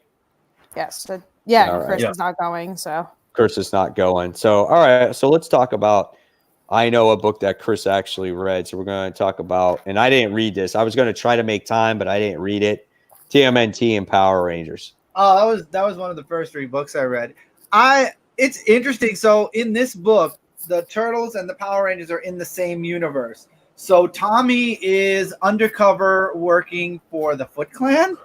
yeah. And we don't know why yet, but apparently Shredder wants to get control of the Power Rangers.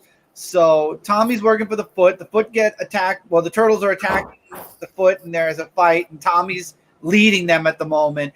And he gets away from them at one point, and he's alone, and he morphs into the Green Ranger, and they're still fighting. The Power Rangers show up, and they think the Turtles are the bad guys, and they're really not.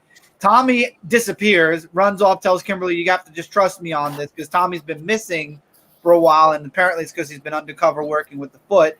And it kind of just ends, like I said, with Shredder saying he's going to have the ability to control the Power Rangers with this weapon that he's making that Tommy's stealing. And it's like, okay. I like that the Turtles knew who the Power Rangers were, Yeah. and the Power Rangers didn't know who the Turtles were. That was a little sad, though, because in the space one, at least they both knew each other.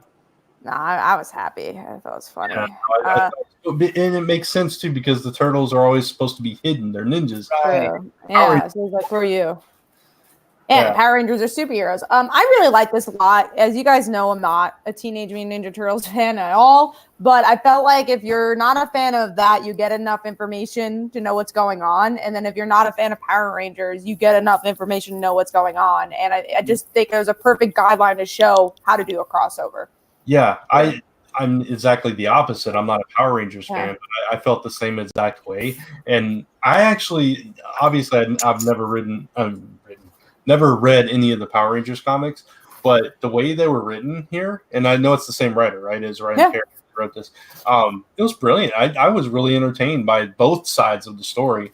I was really connected to all the characters. I mean, I am familiar with them, so I got them right away. And obviously the Turtles and man, the art is so good in this book, man. I love this book. I love this issue. I'm gonna read the rest of it. That's awesome. It totally pulled me in, and I love the whole twist of Tommy kind of doing the spy thing with the Foot Clan and all that. And I want to know where that goes and why he's there and what his connection to them is and all that. Yeah, one thing I also really liked, and again, Ryan, I love him, and I think he's a brilliant writer. How the humor was very different from the Turtles and Power Rangers. Like Power Rangers, they're a bit more snarky. They're just like very sarcastic about everything. And then you have the Turtles, who, I mean, I say more juvenile humor, but you know what I mean. But it's a very different style of humor. So I like that as well throughout the story. And also, I did an interview with Ryan, and one thing I thought was very interesting that he mentioned is that a big part of this story is interesting character interaction is going to be that Trini and Raphael are actually very similar. And I think that's a really cool connection because like Trini's not usually the leader. And I think that's a cool connection to his own series with Go-Go. I also could see Donatello and Billy having a good, strong connection. Yeah. And even Jason and Leo. Yep. Yeah. You can do a lot of parallels there. Poor Mikey. He's the only one that there's no parallel to him. We'll see. Maybe Kimberly. Maybe. Somehow.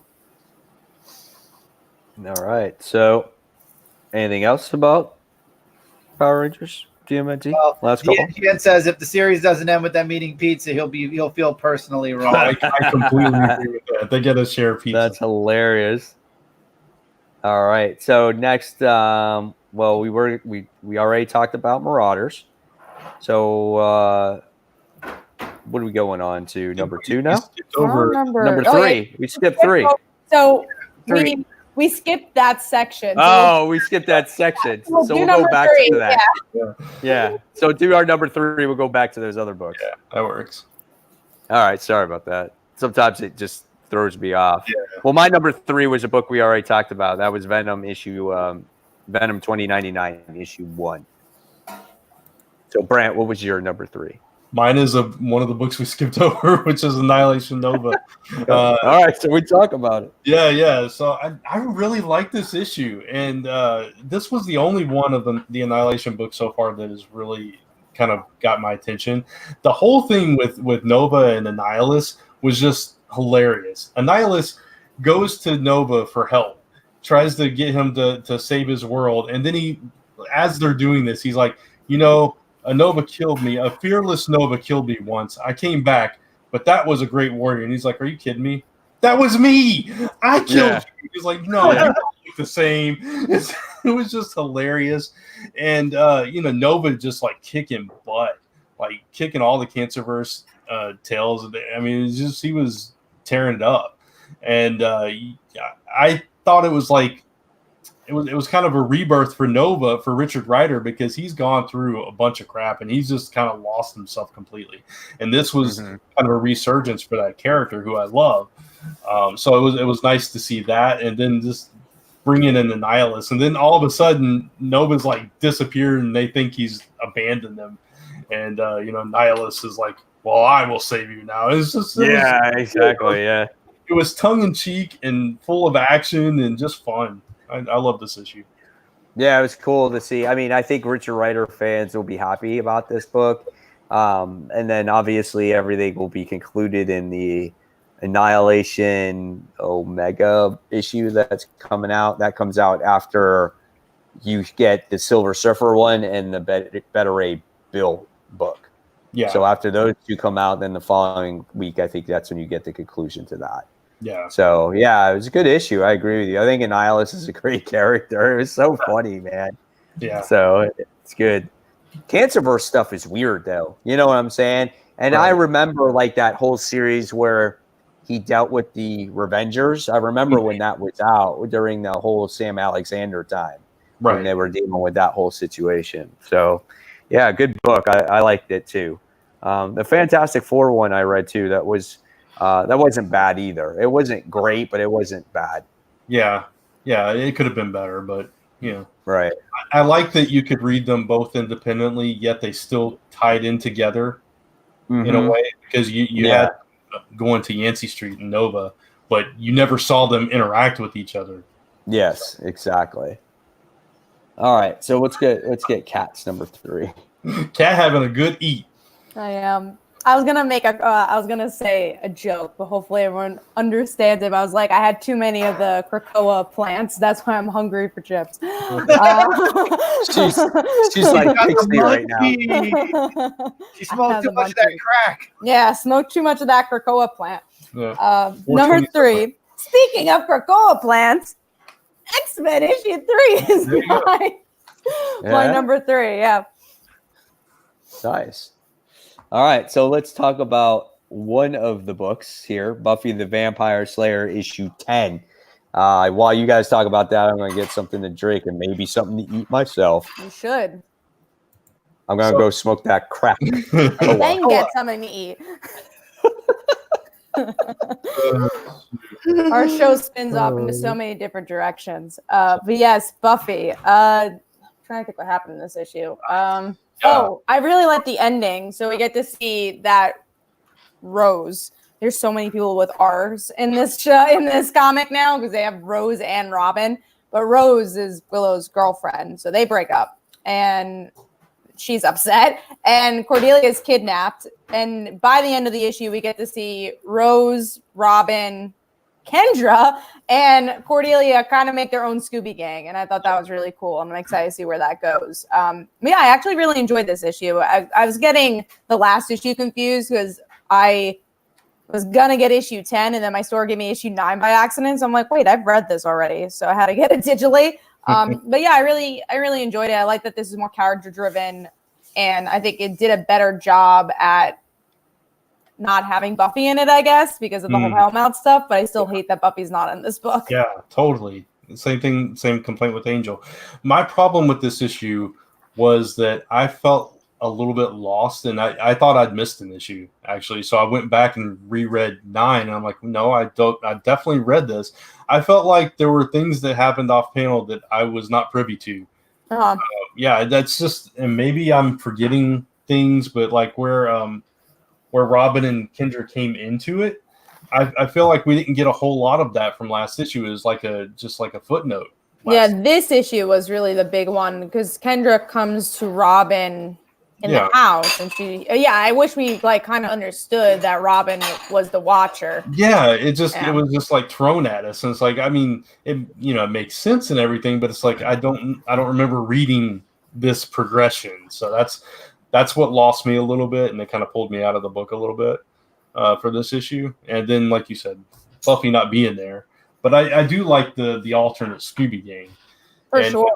I'm really excited. Yeah, and I like that the main Scooby Gang is just not gelling right now because they all have something very serious going on in their worlds. So yeah, I really and this is, I think, a new viewer. Yes, comic watching. Yeah, awesome. Thanks. Oh. Welcome. Rewatching it. I really wish I would have jumped into this whole new reboot way behind to jump on now. Well, you could always read it in trades. Yeah, honestly, it's a really quick read. It really is just the beginning. So yeah. So that's Buffy, and then that's actually, I think we're up to number 2 now. Yeah, I think so. All right. Hold on while I'm eating my cookie. Hold on.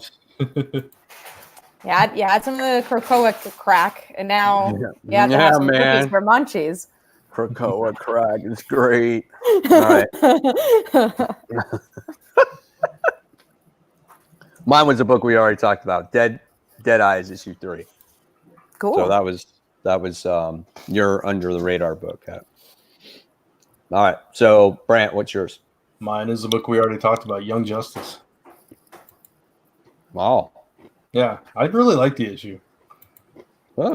You really like the sleepover. I did. I love the sleepover. I did too. Mine was Buffy. We already talked about it. So it was going to be talked about very soon anyway, even though I skipped it, right? Yeah, yep. So. All right. We talked about the next ones already. Yeah, we did. Yeah. Both of them. So we're just on number 1. Now I was confused with the whole thing. Well, my number 1. Here we go. Sorry. My number 1 is a book we already talked about, and that was X-Men. I mean, it was a good issue. Yep. So, Kat, what was your number 1 book? Mine was something we already talked about, which is Teenage Mutant Ninja Turtles. Who knew that would be in my number 1? And Power Rangers.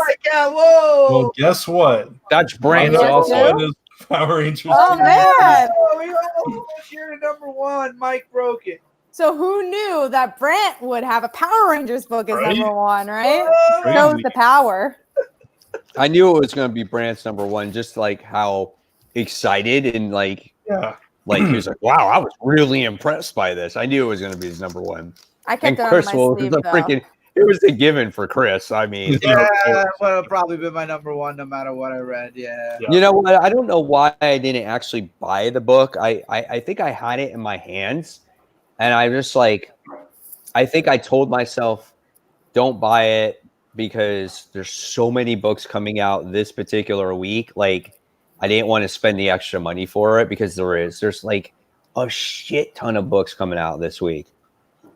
There really is. I'm getting 20. Because I usually read all my books on Wednesday. So I'm just like, have to like pretty much cancel the whole day. I just got to sit down and read all those books. And I also do my Newsarama reviews right after that because they usually do on Thursday. So yeah, it's going to be a busy comic day tomorrow. Okay. All right. So I guess we're going to the chopping block. There's only one title there. And I'm not happy with this. And this is Brant who's deciding to put this on the chopping block? Yes, sir. Oh, wow. So there's only one book and it's Brant doing it? There's a book that out this week. So yeah. So Brant, what are you chopping? Tell us. Tell the world. Dead Eyes. I'm not feeling it. I'm not as enamored with this book as you guys are, unfortunately. Good. I really did give it a try. I mean, 3 You issues, did. and I liked the first issue, and I don't know, for some reason it's just not resonating with me. And with so many books, things got to go, and this is one of them for me. So. I will say I get that though. Yeah, there's a lot of books, and if you're not feeling it, that's what the chop and block's all about. Exactly. It's gone. But yeah, I only had like 12 issues this week, so there was nothing I felt like needed to be chopped. Yeah, Well, none of the I read 22 this week. I mean, if you want to count Lois Lane, but I mean, I mentioned that last week. So. Yeah.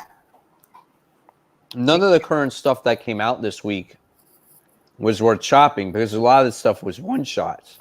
Yeah, too. So- Yeah, or ending of series. Yeah. Right. So there was nothing to really chop, but based off of next week, Yeah. I said that because of next week is, depending on the week is if I'm going to drop Fallen Angels and what's it called? And New Mutants. And those books are being released, at the same time as that. The funny thing is all these X books now are being released kind of at the same time. Mm-hmm. And I don't like that. I wish they really would spread them out, maybe two at a time, or it becomes almost too much, Yeah. So unfortunately. Yeah, no, there's just so much. X-Force I did move digitally, so I am still reading it. I'm not going to get it physically tomorrow. But yeah, too many X books. Yeah. All right, so that's the chopping block. We're now going into the key issues with Grant. All right, so like you guys said, we got a lot of books coming out tomorrow. We already talked about this earlier in the show, Spider-Man 2099. I think we're all going to give it a shot.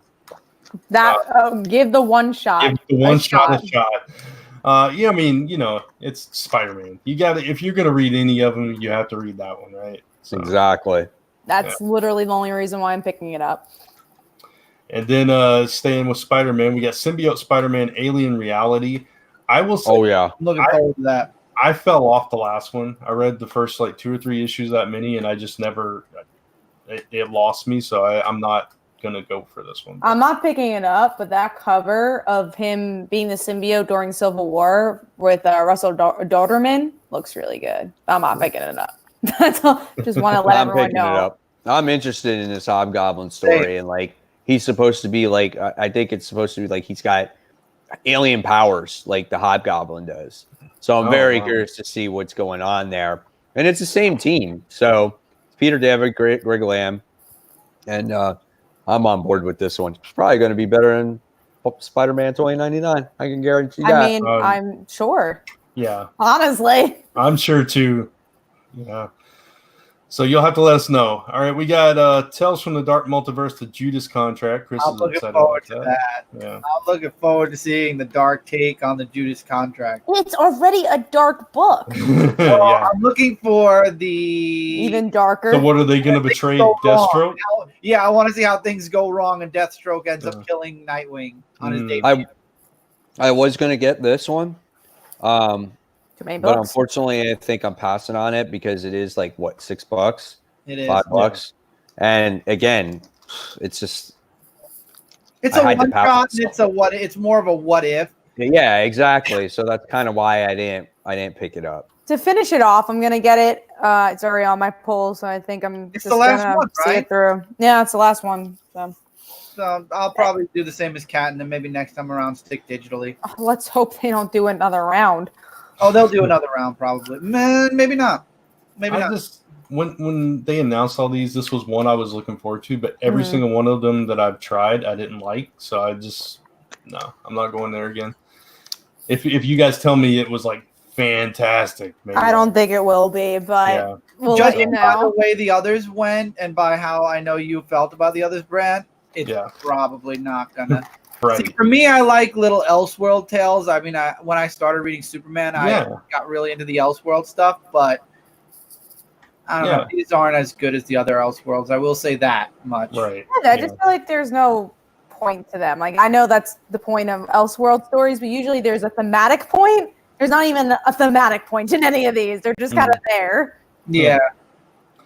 So we got Buffy Angel Hellmouth, number 3. I think it's just me and Kat that read that. Yeah, I haven't been totally impressed with it, but I hope this issue is better because I'm going to be disappointed if it doesn't get better at this point. I just want it to end so we can get back to the regular series. Yeah. Like, so you can have the title characters in their title books. yeah, which still makes no sense. There's no budget, guys. You're allowed to have them in these other titles. Exactly. So, Mike, you're looking forward to Dollhouse Family number 2? Oh, I didn't mark that. I am as well. I didn't even see that. Okay. Jeez. Yeah, that issue was excuse me as I'm eating these Sour Patch Kids. That first issue was really good about that girl and the creepy dollhouse and all the people that are alive. Mike, you never read Lock and Key, right? I never did. I've always wanted to read it. It's good. Well, there's a show I know coming it out, is, so just but watch that. Yeah. But the thing is like I don't have any of it. So to buy all those trades, it's just very expensive. It's a lot. I would say get the first one. Just see if you like the first tale. I know I would like it. It's right up my alley. True. Yeah. You definitely would. Yeah, that's what happened to me. I tried the first one, and then the next thing I knew, I was spending a lot. Yeah. I was able to get the last volume in single issues. So I bought like 3 or 4 trades together. Oh, that was. Are you actually so going to bad watch the too. show? Are you going to watch the TV show? Yeah. I'm so bad about like stuff like that. Like if there's one trade, I don't want to buy just the one. I want to buy like all 8 of them at one time. Yeah. That's just how I am. When The Walking Dead first came to trade, I was just like, oh, I don't want to buy just one. I want to buy like 4 or 5 of them at one time. It's just that's just how I am. I get so excited about something, you know? So I've been eyeing that Lock and Key stuff forever, and I just never pulled the trigger on it. You hear that, everybody out there? If you're looking for Christmas gifts for Mike, Get all the trades, not just one. But Dollhouse Family is really good. I mean, with the creepy dolls that live inside, they're actually really live people because they went into this black room and they've all made deals with the dollhouse. And I think the girl is eventually going to make a deal with the dollhouse, but she winds up killing her dad at the end of the last issue with a hammer. So what's going to happen with that? Like, how is her mom going to react? And dude, it's such a creepy book, and really enjoyed it. So I can't wait for that second issue. Cool. And there's a new book coming out that Kat is interested in. Red Mother, number 1. Is it Boom? Yeah, let me actually read the description because I'd rather not butcher it. But yeah, it's from Jeremy Hahn, who did The Beauty, which I know a lot of us fell off of, but the artist is from Regression. And the book's description is that Jeremy Hahn returns to this beauty roots as he teams with Danny Lockhart from Regression for a new psychological horror series. After losing her eye and the man she loves in a brutal mugging, Daisy is left trying to put the pieces of her life back together. Just when she begins to think she can heal, move on, she begins to see strange things through her prosthetic eye, and the Red Mother sees her in return. I don't know. That just seems up my alley. So I'm like, that sounds cool. She has an eye patch. I'm in. She's a pirate. She's a pirate like Kitty Pryde now. Oh, yeah. I noticed some positive reviews popping up for this already, some advanced reviews. It already had it's already sold out. I think it already has a reprinting. So I'm like, it seemed interesting. And I love Boom, and I do like this writer, so definitely gonna check this one out. Sweet. All right, we got Captain Marvel number 13. And we didn't even get to talk about that last issue. I don't think we were on. We never did. Did you read it, Brent? No, I haven't read last issue yet. I got to read it before I read this. Can we tell you what happens? Go ahead. Yeah. Okay. So basically, it's just it's a setup, right? Yeah. It's like, okay, it's Captain Marvel. She's all evil and dark. You don't know how she got that way. She takes on Thor. Her mission is to take on all the Avengers. Okay, and she's going to be the last Avenger standing. So she takes on Thor. She kicks Thor's ass. She chops Thor's head off and brings it to the person that I guess is controlling her. And that's all you get though from it. It's just one big fight. Yeah, I like that it started from the middle. And I know Kelly Thompson was like talking on Twitter where people are like, why are people adding me and like saying, oh, well, you shouldn't have done this. And like, how did she become evil? It's like, that's part of the story. I do like stories that kind of like, how do we get here? And that's going to be the narrative. Because you do want to know, like, how the hell is Captain Marvel evil? And is she going to like kill all her friends?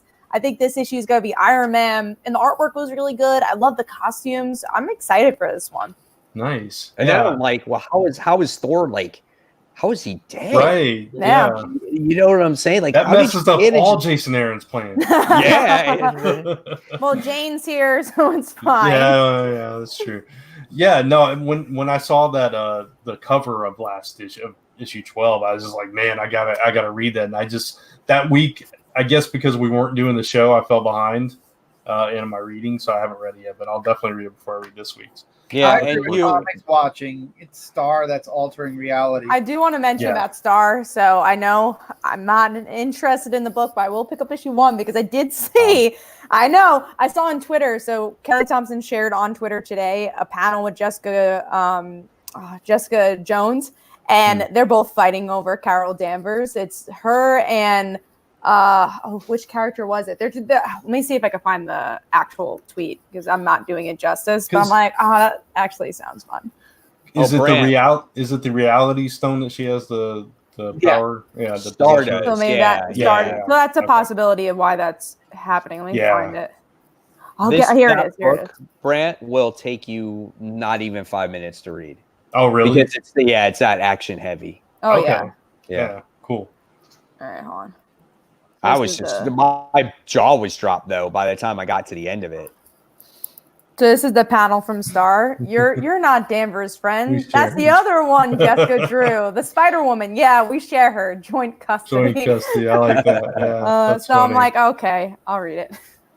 Yeah, no, that's good. I'm looking forward to that too. I think it's going to be a good series. I really do. I like the art so far. Yeah. Yeah, I don't mind the character. I just So we'll see. All right, let's see what else we got. We got Valkyrie. We mentioned Valkyrie. So good. This book. I love this book so much. And the preview, there's all these doctors and they have to team up. And I'm like, I am ready. It's the Doctor Core. So it's a new story arc. Yeah, it's a new arc. Yeah, that's what I'm looking forward to. Jumping on point, people. So if you haven't tried it, jump in here. And then finally, we got TMNT 100. It took years, but we're finally here. This week, Shredder in Hell, issue 5, came out, and that is spinning right into issue 100, where Shredder actually is brought back to life, but he's not fully back yet, and it has something to do with something that's going to happen in issue 100. And I like how Splinter is even meditating to the afterlife to bring Shredder back because of what's going on in the TMNT verse. So it's interesting. I'm looking forward to reading this gigantic issue 100. I got both covers. I got the Eastman and I got the regular one for issue 100. I'm looking forward to reading this. Well, we'll be talking about that. Also, one that hasn't been mentioned, but I am going to pick up, and I'm sure we're going to pick it up just to talk about it, is Superman issue 18. So. I do have that on my list. The reveal. Yeah. The reveal that's not going to happen. Of course. Everybody, I am. If that happens, I'm not getting the next issue. Either so, if I just get this issue and I drop it, I don't even know if I'll put it in the chopping block because it's already been dropped. Like after this arc, I'm not picking this up again, but I need to see where this story goes. Yeah.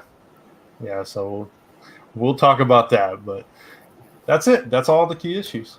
So. All right. With that is the end of this episode. But before we go, does anybody have anything they'd like to talk about before we end this episode? Yes. So just that we had our best of the year comic books that were posted, and we love for you to vote. At the end, there will be a master list of all the winners. So it seems like a lot of people on Twitter have been liking it, and we've worked hard on it. So definitely go check it out. And it's interesting to see this year. A lot of our picks are very similar, which is cool to see that we're kind of in the same vein for a lot of the titles. Yeah, and also Oh, go ahead, Mike. No, I was just going to say I agree. I mean, we've known each other for so long, we kind of know what we like. Yeah. You know what I'm saying? So Yeah. it's kind of funny how similar our tastes are in many ways. So, And I feel like have become, I think because we talk to each other every week, I feel like sometimes if we didn't know each other, would we have the same favorites, you know? Like I think we do influence each other as well. Yeah, it's really interesting. It's same thing with when we do our panels each week. It's kind of interesting when we pull similar scenes from the same books and stuff. And we don't talk to each other about that at all. No, they're all put together at the end of right before Cat puts them up. Yeah. Hey, I know what my worst comic of the year is going to be. Superman. That will be the pick. Yeah, and this week for the panels, actually, a lot of us had X-Men love, so it was cool. And even though that was not our number one pick for all of us, so that was interesting as well. So cool stuff. Go check out the articles if you haven't. Yeah, and we kind of mentioned it earlier in the episode, but the last 2 weeks of the year we won't have episodes. So Christmas Eve and New Year's Eve, there will be no episodes of Comic Book Weekly. So just keep that in mind, and we'll be back next week. But after that, 2 weeks off. You won't see us. That will be our 2019 finale. Yes. And then we come back the first week of 2020. But before we go, don't forget to subscribe. Button over Brand's head is the bell button. This way, when you subscribe, you hit that bell and you'll be notified when we go live and post new videos. Next to Cat is the thumbs up button. Don't forget to thumbs up this video. Show YouTube you love it. And then Mike has all of our social media. That's right there. Facebook, Twitter, Instagram, YouTube. And we don't have it up here yet, but if you've been watching us the past 2 weeks on Twitch, thank you so much. We have a loyal viewer every single week for the past 2 weeks, every single week for the past 2 weeks. So thank you for that.